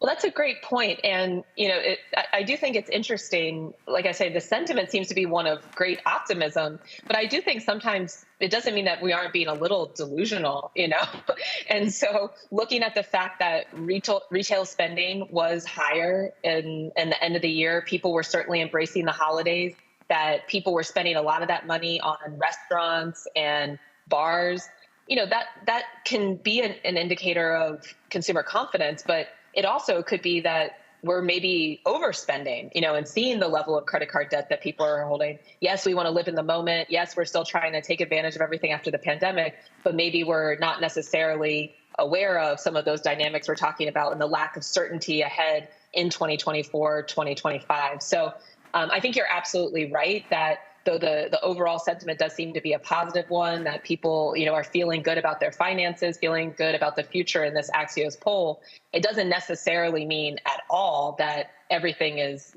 good. And so that's where, I still continue to caution in just my personal life. I'm not a financial advisor or anything, but to let people know, it's like, we are in a moment that nobody knows what's going on. It's unprecedented. And so we need to continue to be, pretty careful in some of the financial decisions we're making, and demand from our elected officials, government leaders, to make sure they're talking to us about what we're experiencing, seeing as small business owners, as consumers, and that is getting incorporated into the policymaking process. But I want to say this because, and this is the thing that I think is so basic, a lot of people don't quite understand about our economy. The American economy desperately wants people to spend and not save. It's amazing when we talk about American consumer confidence. It's based upon spending. So when credit card debt increases, America's excited because we say, look at people, they're spending again. But the moment Americans start saving, it's like, oh my God, what are they doing? They've stopped spending. So I just want everybody out there to understand that the American economy, capitalism, all of y'all broke people, everybody out there who's low income, who's working poor, and who's middle class, America needs you to keep spending. Because, and Morgan, it is so crazy to me. When I was on CNN, we would have these conversations and all of these business experts, whatever, and I would sit there and go, I'm sorry, y'all, this is kind of basic to me. Our economy hates it when consumers stop spending, when they start lowering their credit card debt, because then they go, oh my God, they're getting frugal, and then we'll say, we're headed towards a recession. Oh Lord, they spending and they increasing their debt and they getting credit cards. Woo, things are going great. That literally is our economy. Absolutely, yeah. And it gets to the prior question where just because people are spending, like I said, bar and restaurants, that doesn't make me excited to hear necessarily that people are spending all their money on bars and restaurants. So I agree. I mean, we have an economy and a lot of these big banks, getting back to Jamie Dimon, they're having big profits, record profits. What's driving some of those profits? Well, in certain cases of these institutions, it's us. It's that we aren't paying our bills on time, that there's assessing fees, that they're getting higher interest rates. We just had a rule today from the Consumer Financial Protection Bureau talking about overdraft fees, that they make money when we don't have enough money in our account. And that provides billions of dollars to the financial sector every year that we're paying, and the people with the lowest incomes more than anybody. So yeah, you have to weed through some of the dialogue that's happening on all these shows among the experts, and that's what I mean. We really need to make sure we're having real people's perspectives that government folks are listening to, because yeah, you could easily walk away thinking like, oh, people are, as long as the money's flowing, all is well. It's like, well, the money's flowing often right out of our communities and into the pockets of people who already have plenty. Absolutely. All right, Morgan, we appreciate it. Thanks a lot. Thanks for having me. See you soon. Folks, go to break. We'll be back in a moment.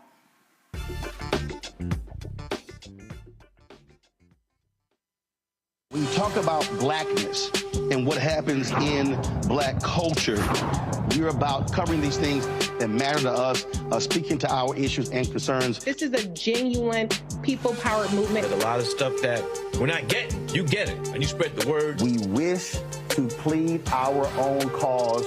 Too long have others spoken for us. We cannot tell our own story if we can't pay for it. This is about covering us. Invest in black-owned media. Your dollars matter. We don't have to keep asking them to cover our stuff. So please support us in what we do, folks. We want to hit 2,000 people, $50 this month, raise $100,000. We're behind 100,000, so we want to hit that. Y'all money makes this possible. Check some money orders. Go to P.O. Box 57196, Washington, D.C. 20037-0196. The Cash App is $RM Unfiltered. PayPal is R Martin Unfiltered. Venmo is RM Unfiltered. Zelle is Roland@RolandSMartin.com. Grow your business or career with Grow with Google's wide range of online courses, digital training, and tools. Gain in-demand job skills with flexible online training programs designed to put you on the fast track to jobs in high-growth fields. No experience is necessary. Learn at your own pace. Complete the online certificate program on your own terms. Stand out to employers, get on a path to in-demand jobs, and connect with top employers who are currently hiring. Take one professional career certificate program or all 6. Earn a Google Career Certificate to prepare for a job in a high-growth field like data analytics, project management, UX design, cybersecurity, and more. All professional career certificate programs must be completed by December 31st, 2024. Scan the QR code to complete the application. There are 1,000 scholarships available. Grow with Google and J. Hood and Associates. Be job ready and qualify for in-demand jobs. I'm Dee Barnes, and next on The Frequency, we're talking about the rise in great Black literature and the authors who are writing it. Joining me will be professor and author Donna Hill, discuss her writing journey and becoming a best-selling author. I always was writing, but I never saw anybody that looked like me in the books that I was reading. Plus, her work with the Center for Black Literature and next year's National Black Writers Conference. That's right here on The Frequency on the Black Star Network. Hello, we're the Critter Fixers. I'm Dr. Bernard Hodges. And I'm Dr. Terrence Ferguson. And you're tuned in to Roland Martin Unfiltered.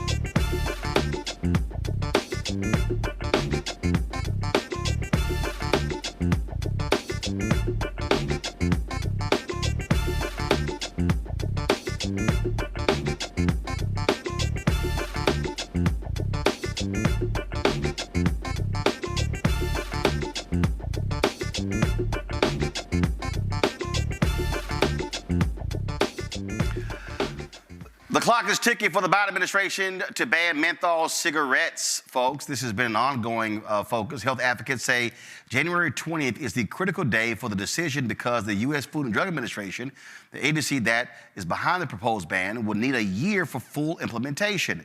A decision this week would make a menthol ban effective by next year's inauguration day. But if the White House does not decide internally this week to approve a ban, and if the FDA cannot implement the rule in less than the year it has asked for, advocates worry that this proposal will never become a reality. Black smokers are disproportionately more likely to smoke menthol cigarettes. Some civil rights organizations with ties to the tobacco industry say a ban would criminalize menthol cigarettes, leading to an increase in deadly police interaction. The NAACP, the Congressional Black Caucus, and dozens of public health experts endorsed the ban, saying it would save hundreds of thousands of Black lives. Well, of course, we're there as well. All right, folks, time for our Black and Missing.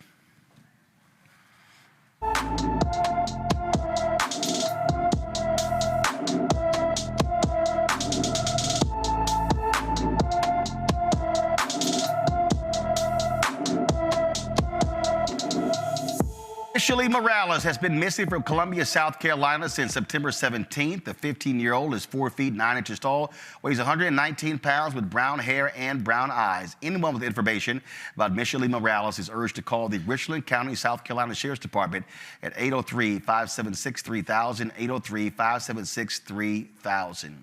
Folks, the Baltimore County Public School System is investigating the principal at Pikesville High School for allegedly making derogatory comments about Black students, staff, and Jewish folks. In an audio recording, a voice believed to be Principal Eric Eisworth can be heard ranting about teacher inadequacies, low test scores of Black students, and complaints about Jewish families in the area. Listen. You know, I seriously don't understand why I have to constantly put up with these dumbasses here every day. between these ungrateful black kids who can't test their way out of a paper bag, or these teachers who don't get it, how hard is it to get these students to meet their grade level expectations?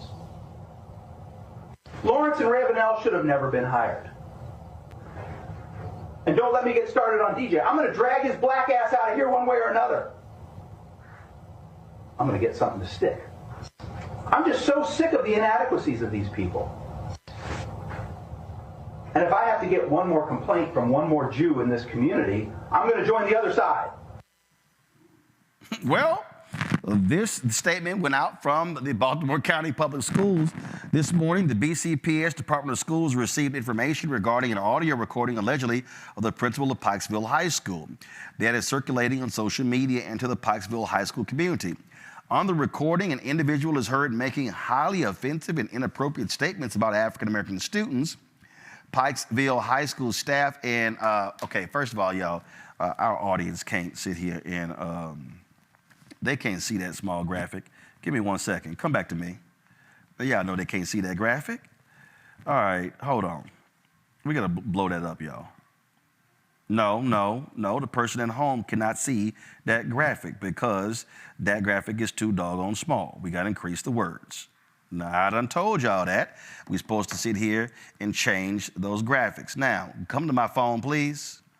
Thank you very much. They can now see that. Go to my iPad. Let's go.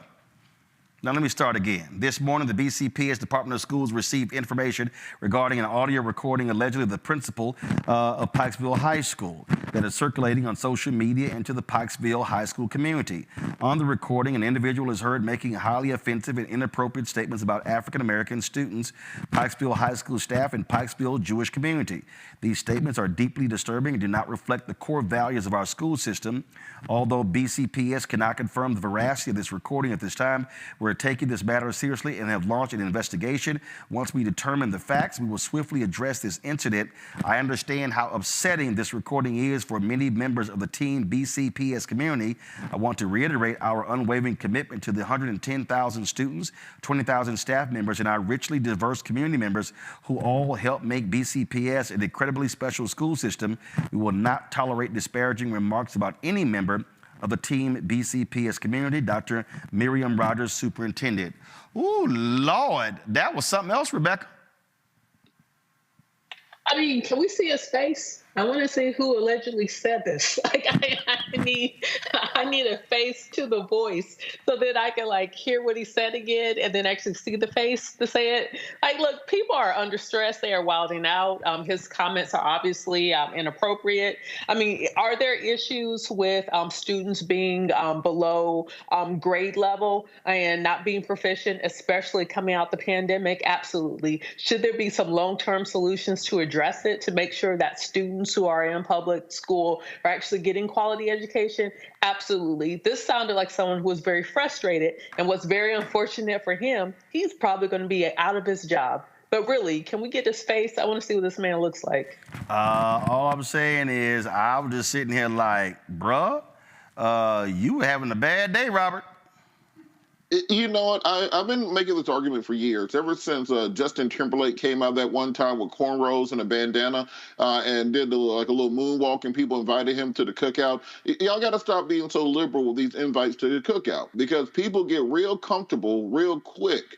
And then when they get real comfortable, they start talking like this in private, not understanding that this will at some point become public. And this is what I think is going on in this situation. This is somebody who sounds very passionate about their job, very passionate about his frustrations with the school district. And when he's in private, this is exactly how he feels, looking at those teachers, looking at those parents, looking at those administrators. So we may think that he may be, he's one of the good ones who can hang out with, he can do the cha-cha slide, etc. This is why we have to be more less condoning and less open when we start bringing folks in to our family and to family business, because this is how they often talk about us behind closed doors. Clearly, this individual needs to lose his job. Clearly, he's not built mentally to deal with the pressures of education. But also, we need people who are passionate but know how to control and harness that passion towards actually improving the system and not belittling and talking about the same people you're supposed to want to help. I think this sister here might sum it up. You about to lose your job. You about to lose your job. Get this dance. You about to lose your job because you are detaining me for nothing. You about to lose your job. You about to lose your job. Get this thing. Yeah, I think that's what's about to happen, Rebecca, Joy, and Robert. Yeah, I think that's what's about to happen. It's about to go down there. So I'm just saying, man, that's not going to end well. All right, y'all. A New York City judge declined to dismiss the case against a white Marine veteran who placed a black subway rider in a fatal chokehold last year. Daniel Penny pled not guilty in June after a grand jury indicted him on charges of second-degree manslaughter and criminally negligent homicide in the May 1st, 2023 death of Jordan Neely, a known subway performer who danced in Michael Jackson costumes. Daniel Penny maintains he killed Jordan Neely in self-defense. Penny says Neely threatened to kill people on the train. During an altercation, Penny grabbed Neely, rendering him unconscious. Neely later died at a local hospital. No trial date has been set. And federal prosecutors want a former IRS contractor to spend 5 years in prison for leaking Donald Trump's tax records. Charles Littlejohn pled guilty to one count of disclosing tax return information without authorization in October. He also admitted to leaking tax records belonging to over 1,000 other wealthy individuals. In 2020, the New York Times published a report saying that it had obtained more than 2 decades of Trump's tax information, that he had paid only $750 in federal income taxes in 2016 and 2017. The following year, ProPublica published reporting on the taxes of wealthy people. Littlejohn's sentencing is scheduled for January 29th. You know what, Rebecca, I think Biden need to pardon this person. Because here's the deal. I get it. He leaked the stuff. But here's what happened.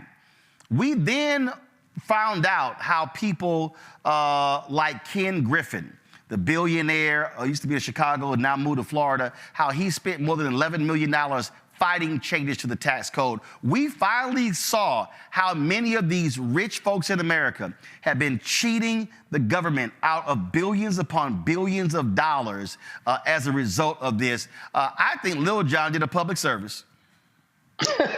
Absolutely. This is a public service, and this is different than leaking classified documents. This is different than leaking military documents. And he did it for free. It wasn't like he went to like TMZ and sought to get money for this, but he felt like it needed to be that it needs to be out in the public space. You know what? I wouldn't be surprised if Biden does pardon him. Robert? 2 things. One, are we all just going to ignore the fact that Robin Hood's sidekick was named Little John? And now Little John is robbing from the rich and giving to the poor. And no one else remembers that from elementary school. The Robin Hood sidekick was Little John.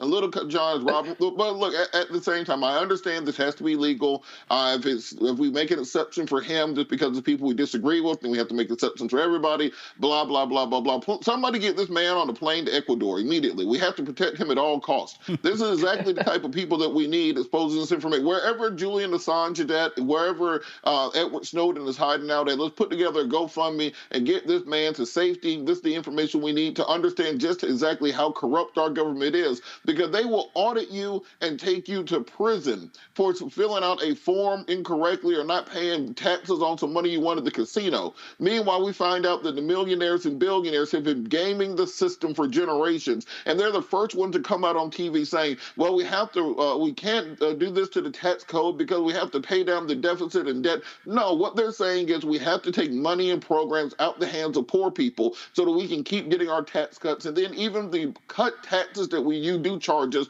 we ain't gonna pay that. So get this man Ecuador immediately. Joy? Blower. And unfortunately, when that happens, sometimes you do have to go to jail. I hate it for him. However, I'd rather have more of him and fewer January 6th rioters. So, if anyone should get pardoned or excused, Donald Trump will pardon those rioters. Maybe Biden will pardon Little John. I'll take it every time. Good. I think that really, Robert. That's been in my head the entire time. I wasn't thinking about Robin Hood. Okay. I was like thinking about Lil John. Okay. I'm still from Bankhead. I can't help it. Okay. All right. All right, then. All right. Vice President Kamala Harris went on The View today talking about what the Biden administration is going to do if they win another 4 years, but she also fiercely defended a woman's right to make her own reproductive choices. Here's some of that conversation. Let's talk a little bit about how you're going to go after the other side. Sure. Because some heavy-hitting Democrats are sounding the alarm behind closed doors. President Obama reportedly has said that he thinks the Biden campaign is too complacent when it comes to Trump. Representative Jim Clyburn has said the campaign isn't breaking through the MAGA wall. Michelle Obama says she's terrified, as we are, about the potential outcome of the election. Now, are you scared, first of all, what could happen if Trump ever became, God forbid, president again? And what are you going to do to stop the crazies? I am scared as heck. Yeah. Which is why I'm traveling our country. You know, there's an old saying that there are only two ways to run for office, either without an opponent or scared. So on all of those points, yes, we should all be scared. Yeah. But as we know, and certainly this is a table of very powerful women, we don't run away from something when we're scared. We fight back against it. That's right.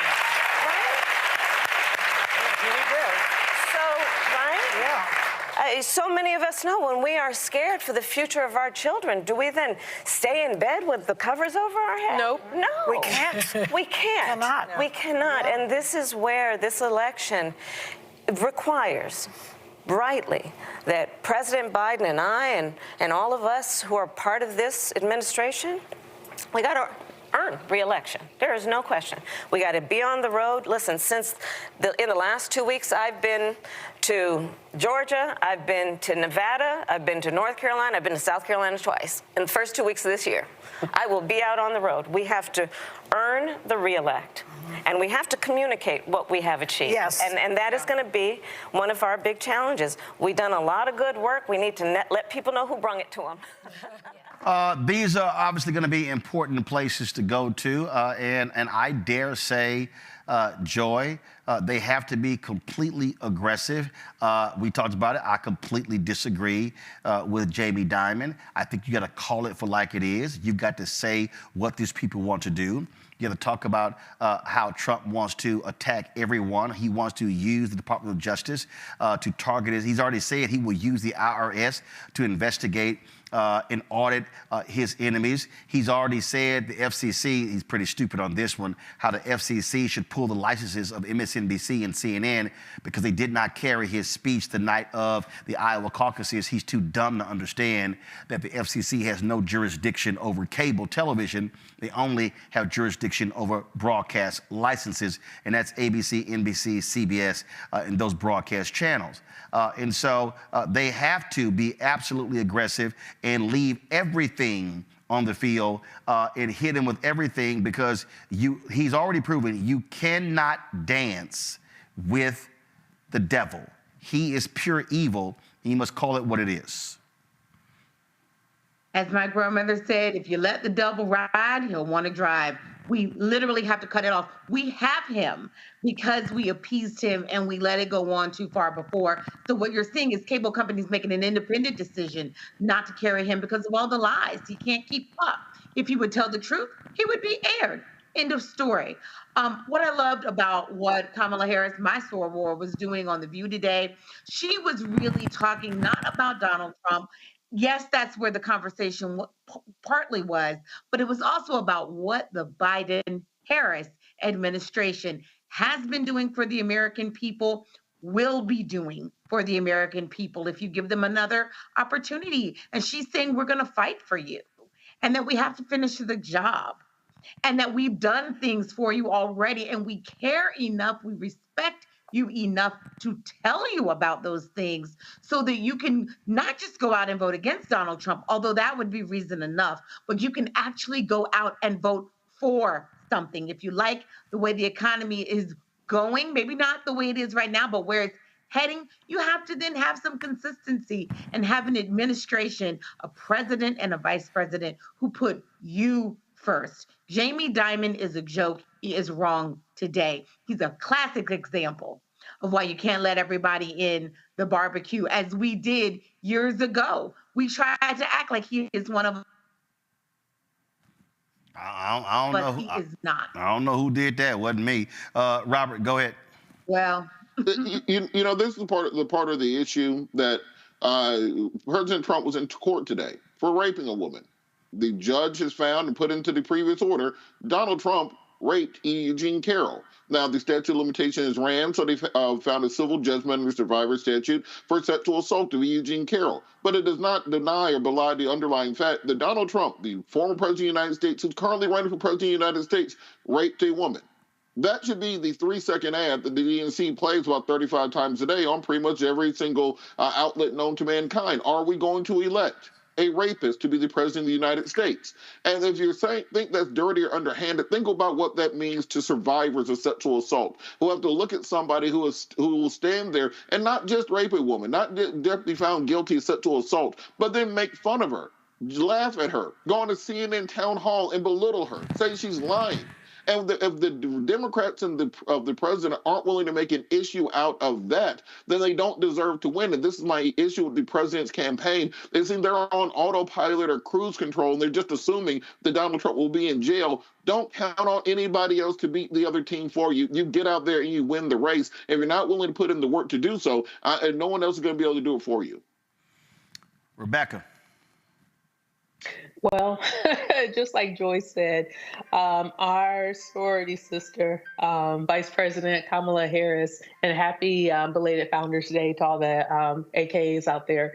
Look, she's a good campaigner, and Joe Biden lucked out because Joe Biden, in my opinion, is very bad on the campaign trail. And what's also very lucky for Joe Biden is that Republicans very foolishly has made reproductive rights, rights to access to healthy and safe abortions a voting issue in 2024. So now we have a woman vice president who's crisscrossing the country, reminding women, especially in states like Ohio, where we saw a Black woman the other week who was on trial because she had a miscarriage. And she was potentially being charged with doing something to an unborn child because her body rejected the pregnancy. We have a vice president who is a woman who could crisscross the country talking about those things. And that's very powerful in 2024 when Republicans have elevated this issue into a voting issue. So I say Joe Biden is lucky because people are feeling better about their personal economy. People are feeling good about the overall economy. And Republicans are going back to culture wars, and a specific culture war around abortion access that they're not going to win with women. We do need women to turn out to vote. We need Republican women, we need Democratic women, we need nonpartisan women to turn out to vote. And what's going to be really interesting when they turn out to vote, and if abortion is on the ballot, they're going to break for the candidate, which is the vice president in this case, who supports access to abortion rights. Why? Because Vice President Kamala Harris is a good campaigner out on the campaign trail, and she's able to connect to the key constituents who are caring about these number 1 and 2 voting issues in the country right now. And actually, to that particular point, the Republicans better listen to even that airhead, Kayleigh McEnany, who was on Fox, and she actually echoed what you just said. Listen. Fascinating, and I'll get to abortion in just a moment, but I disagreed with almost everything she said in this interview. I will say it was one of her better interviews when it came to style. She's been clearly doing some sort of media training, and she's been deployed to hit 3 buckets. Progressives, where she has more credibility than Joe Biden. She did that today. She talked about Israel and Gaza. Young people, she's been going to campuses. She hit that today in this interview. She talked about, she literally said, I love Gen Z. I love Gen Z, kept bringing up student loans. And then women. She's on a show whose audience is mainly women. You just saw it. She brought up abortion again and again and again. Even when she was given low-hanging fruit, she was asked about January 6th and 91 indictments against Trump. She pivoted right back to abortion because she knows what is true, which is the GOP has lost every single abortion ballot initiative post-Roe, every single one. Ohio, Kansas, not only that, record turnout. Vox, more Kansas voted on abortion referendum than in any primary election in Kansas history. New York Times, twice as many people voted on Ohio measure that cast ballots in primaries for governor, Senate, and House. She knows abortion ballot initiatives will be on 10 states at least and swing states. So she wants to drive young women to the polls. This is why I've implored the GOP, as someone who is pro-life myself and adamantly so, speak from a place of compassion, which I've been watching Governor Ron DeSantis. He talks about hearing his daughter's heartbeat. And not only that, speak to be pro-mother, not just pro-baby, pro-mother. And Governor DeSantis, his last interview, he said, I made child care products tax-free in the state of Florida. I am going to be an advocate for maternal health care. We as a party must Girl, bye. It ain't nothing compassionate about Ron DeSantis. You lost your damn mind. All right, y'all. I got to go to a break for our final segment. And y'all know I've been waiting on this one here. I got to say a little something to all the Dallas Cowboy fans out there. Y'all know what's coming. I'm about to troll the hell out of y'all. We'll be right back on Roland Martin Unfiltered. What's wrong, Rebecca? You a Cowboys fan? Say it again. What I'm about to go do. Say it again. I'm about to go get my jersey. Is what I'm about to do. Oh, please, by all means, go get your jersey for the next segment. Oh, please, You want Deion Sanders? You want Emmitt Smith? By all, matter of fact, go get all of them. Please. They might let you play. No, right. No, go right ahead. When we come back, I want you to have on your Cowboys jersey for my next segment. We'll be right back. I'm wearing blue. We'll be right back in 2 minutes. Please go get your jersey. I would love nothing better for you to wear your jersey. We'll be back in a moment. On the next Get Wealthy with me, Deborah Owens, America's Wealth Coach, nurses are the backbone of the healthcare industry, and yet only 7% of them are Black. What's the reason for that low number? Well, a lack of opportunities and growth in their profession. Joining us on the next Get Wealthy is Needy Bartonelli. She's going to be sharing exactly what nurses need to do and what approach they need to take ownership of their success. So the Black Nurse Collaborative really spawned from a place and a desire to create opportunities to uplift each other, those of us in the profession, to also look and reach back and create pipelines and opportunities for other nurses like us. That's right here on Get Wealthy, only on Black Star Network. Hatred on the streets, a horrific scene, a white nationalist rally that descended into deadly violence. White people are losing their damn minds. As an angry pro-Trump mob storms the U.S. Capitol, we're about to see the rise of what I call white minority resistance. We have seen white folks in this country who simply cannot tolerate Black folks voting. I think what we're seeing is the inevitable result of violent denial. This is part of American history. Every time that people of color have made progress, whether real or symbolic, there has been what Carol Anderson at Emory University calls white rage as a backlash. This is the rise of the Proud Boys and the Boogaloo Boys. America, there's going to be more of this. Here's all the Proud Boys, guys. This country is getting increasingly racist in its behaviors and its attitudes because of the fear of white people. The fear that they're taking our jobs, they're taking our resources, they're taking our women. This is white fear.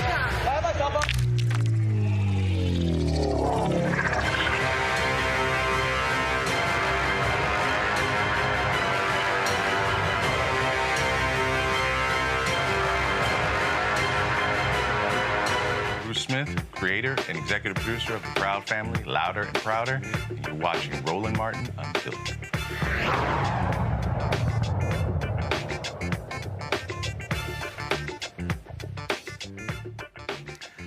All right, folks, this past weekend was extraordinary. On Saturday, my Houston Texans demolished the Cleveland Browns, winning our wild card game, and then the next day, The Dallas Cowboys laid out a huge turd when they played the Green Bay Packers, losing at home. This is the score right here, 48-32. Now, y'all got to understand something.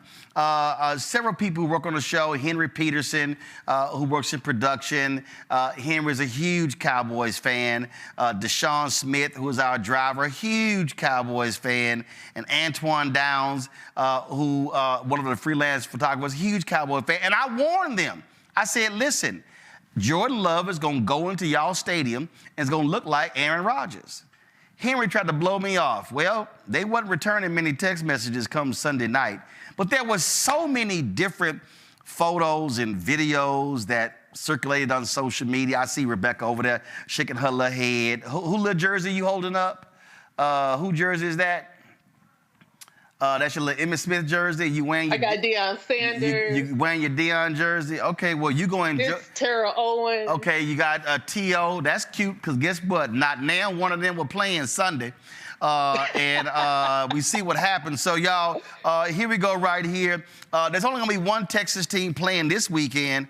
Is this one right here. Yeah, that's who's going to be playing on Saturday, against the Baltimore Ravens. Brandon, who's in the control room, we're going to hurt his feelings this weekend, too. All right, y'all. So I came across some great items. This is a great one right here, Rebecca. You're going to love this one here. Dallas is Green Bay's home away from home. The Packers are now 6-0 all-time when playing at AT&T Stadium. 3-0 versus the Cowboys in regular season. 2-0 versus the Cowboys in the postseason. 1-0 in the Super Bowl. Damn, so when the Packers go play at y'all plays, Rebecca, it's a home game? I mean, they got a drawer. Is this how you looked on Sunday night, Rebecca, right here? Is that... Is that how you look right there?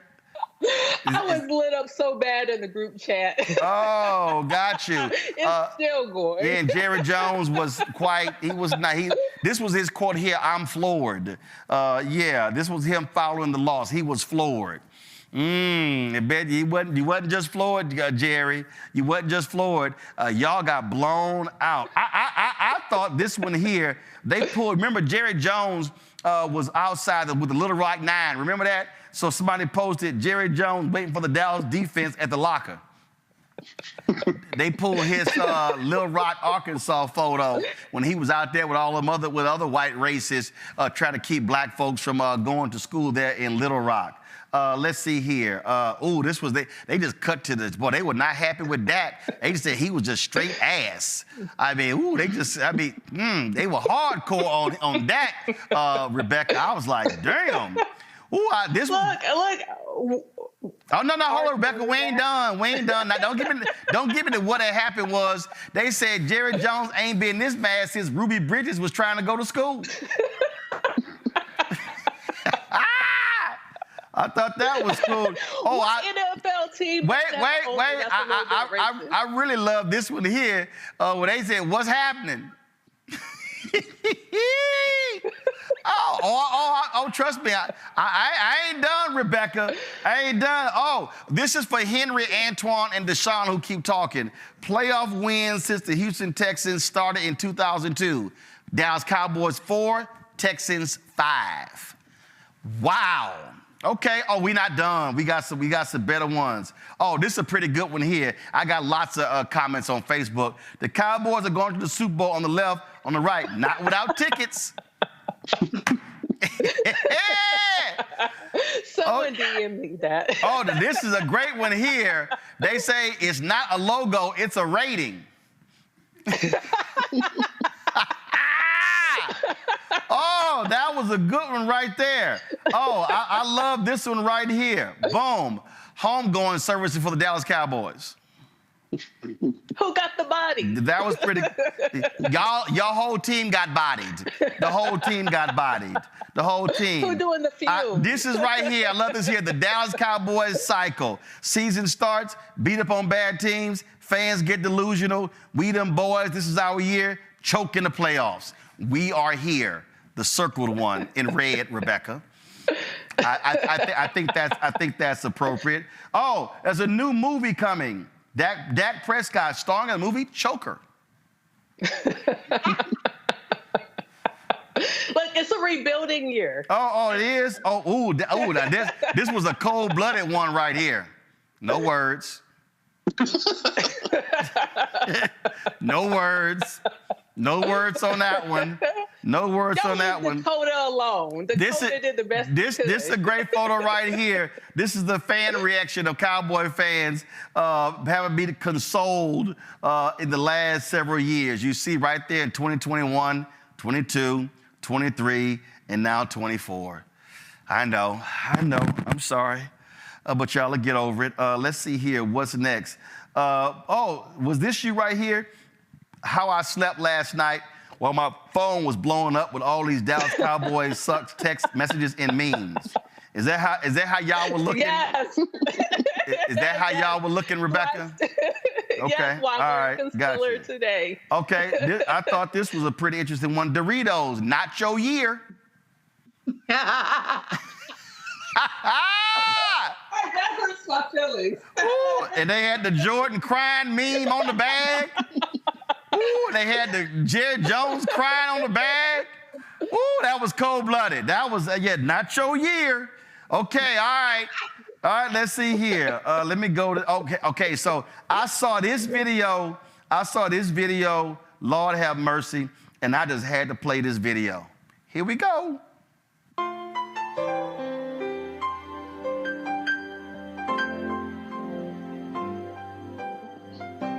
I did my best, but I guess my best wasn't good enough. 'Cause here we are back where we were before. Just once, can we figure out what we keep doing wrong? Oh my goodness, the great We unite America. The great James Ingram. The great James Ingram. You know, and you know what? I met James Ingram's daughter. I later told James the same story. Rest in peace, James. I said I hated about James' song. James never, I think only one song he ever got the woman. And I said, James, you always came up short, just like the Cowboys never get to win. Okay. Somebody did put together this meme using, remember when the brother went to court and he jumped the judge? Watch this. Yeah, we got it.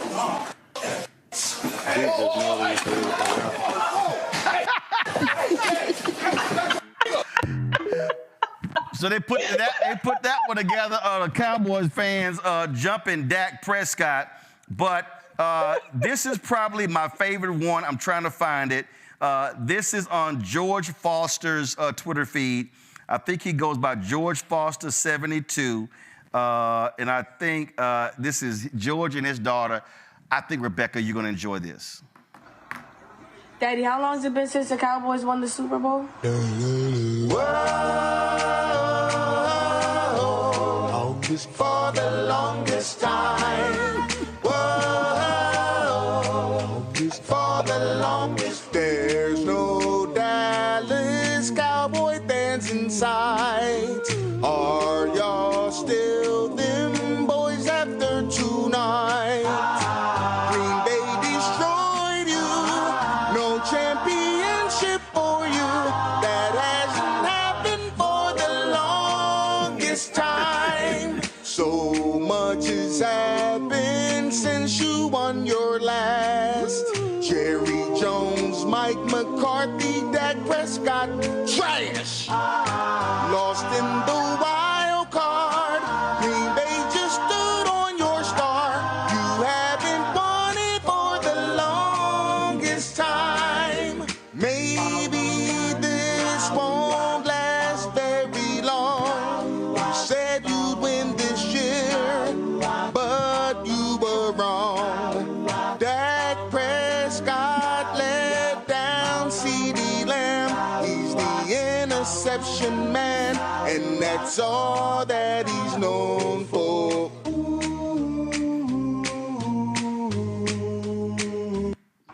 All right, so that was actually Robert Williams Films on TikTok. I think on Instagram or TikTok, Robert Williams Films, who put that together. So, hey, and the word. We them boys. So y'all remember the brother worked for the hotel? It's above me now.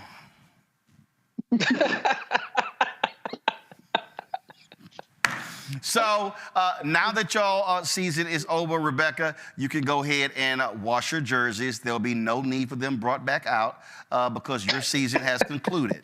And so this weekend, please enjoy all the spare time that you have while the rest of us will be cheering on our teams who are still in the playoffs.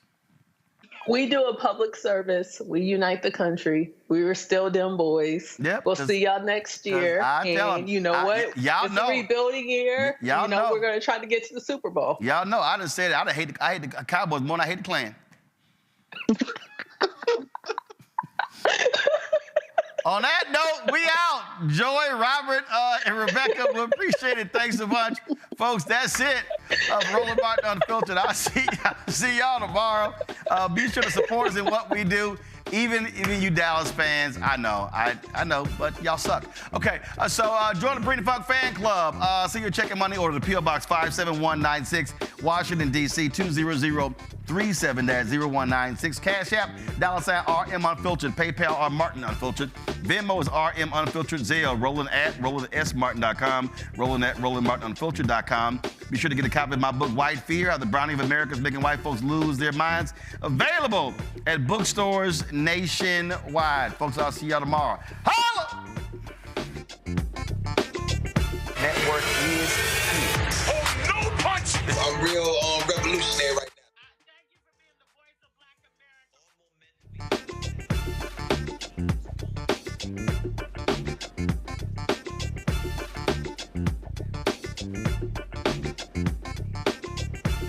Black-owned media and be scared. It's time to be smart. Bring your eyeballs home. You dig?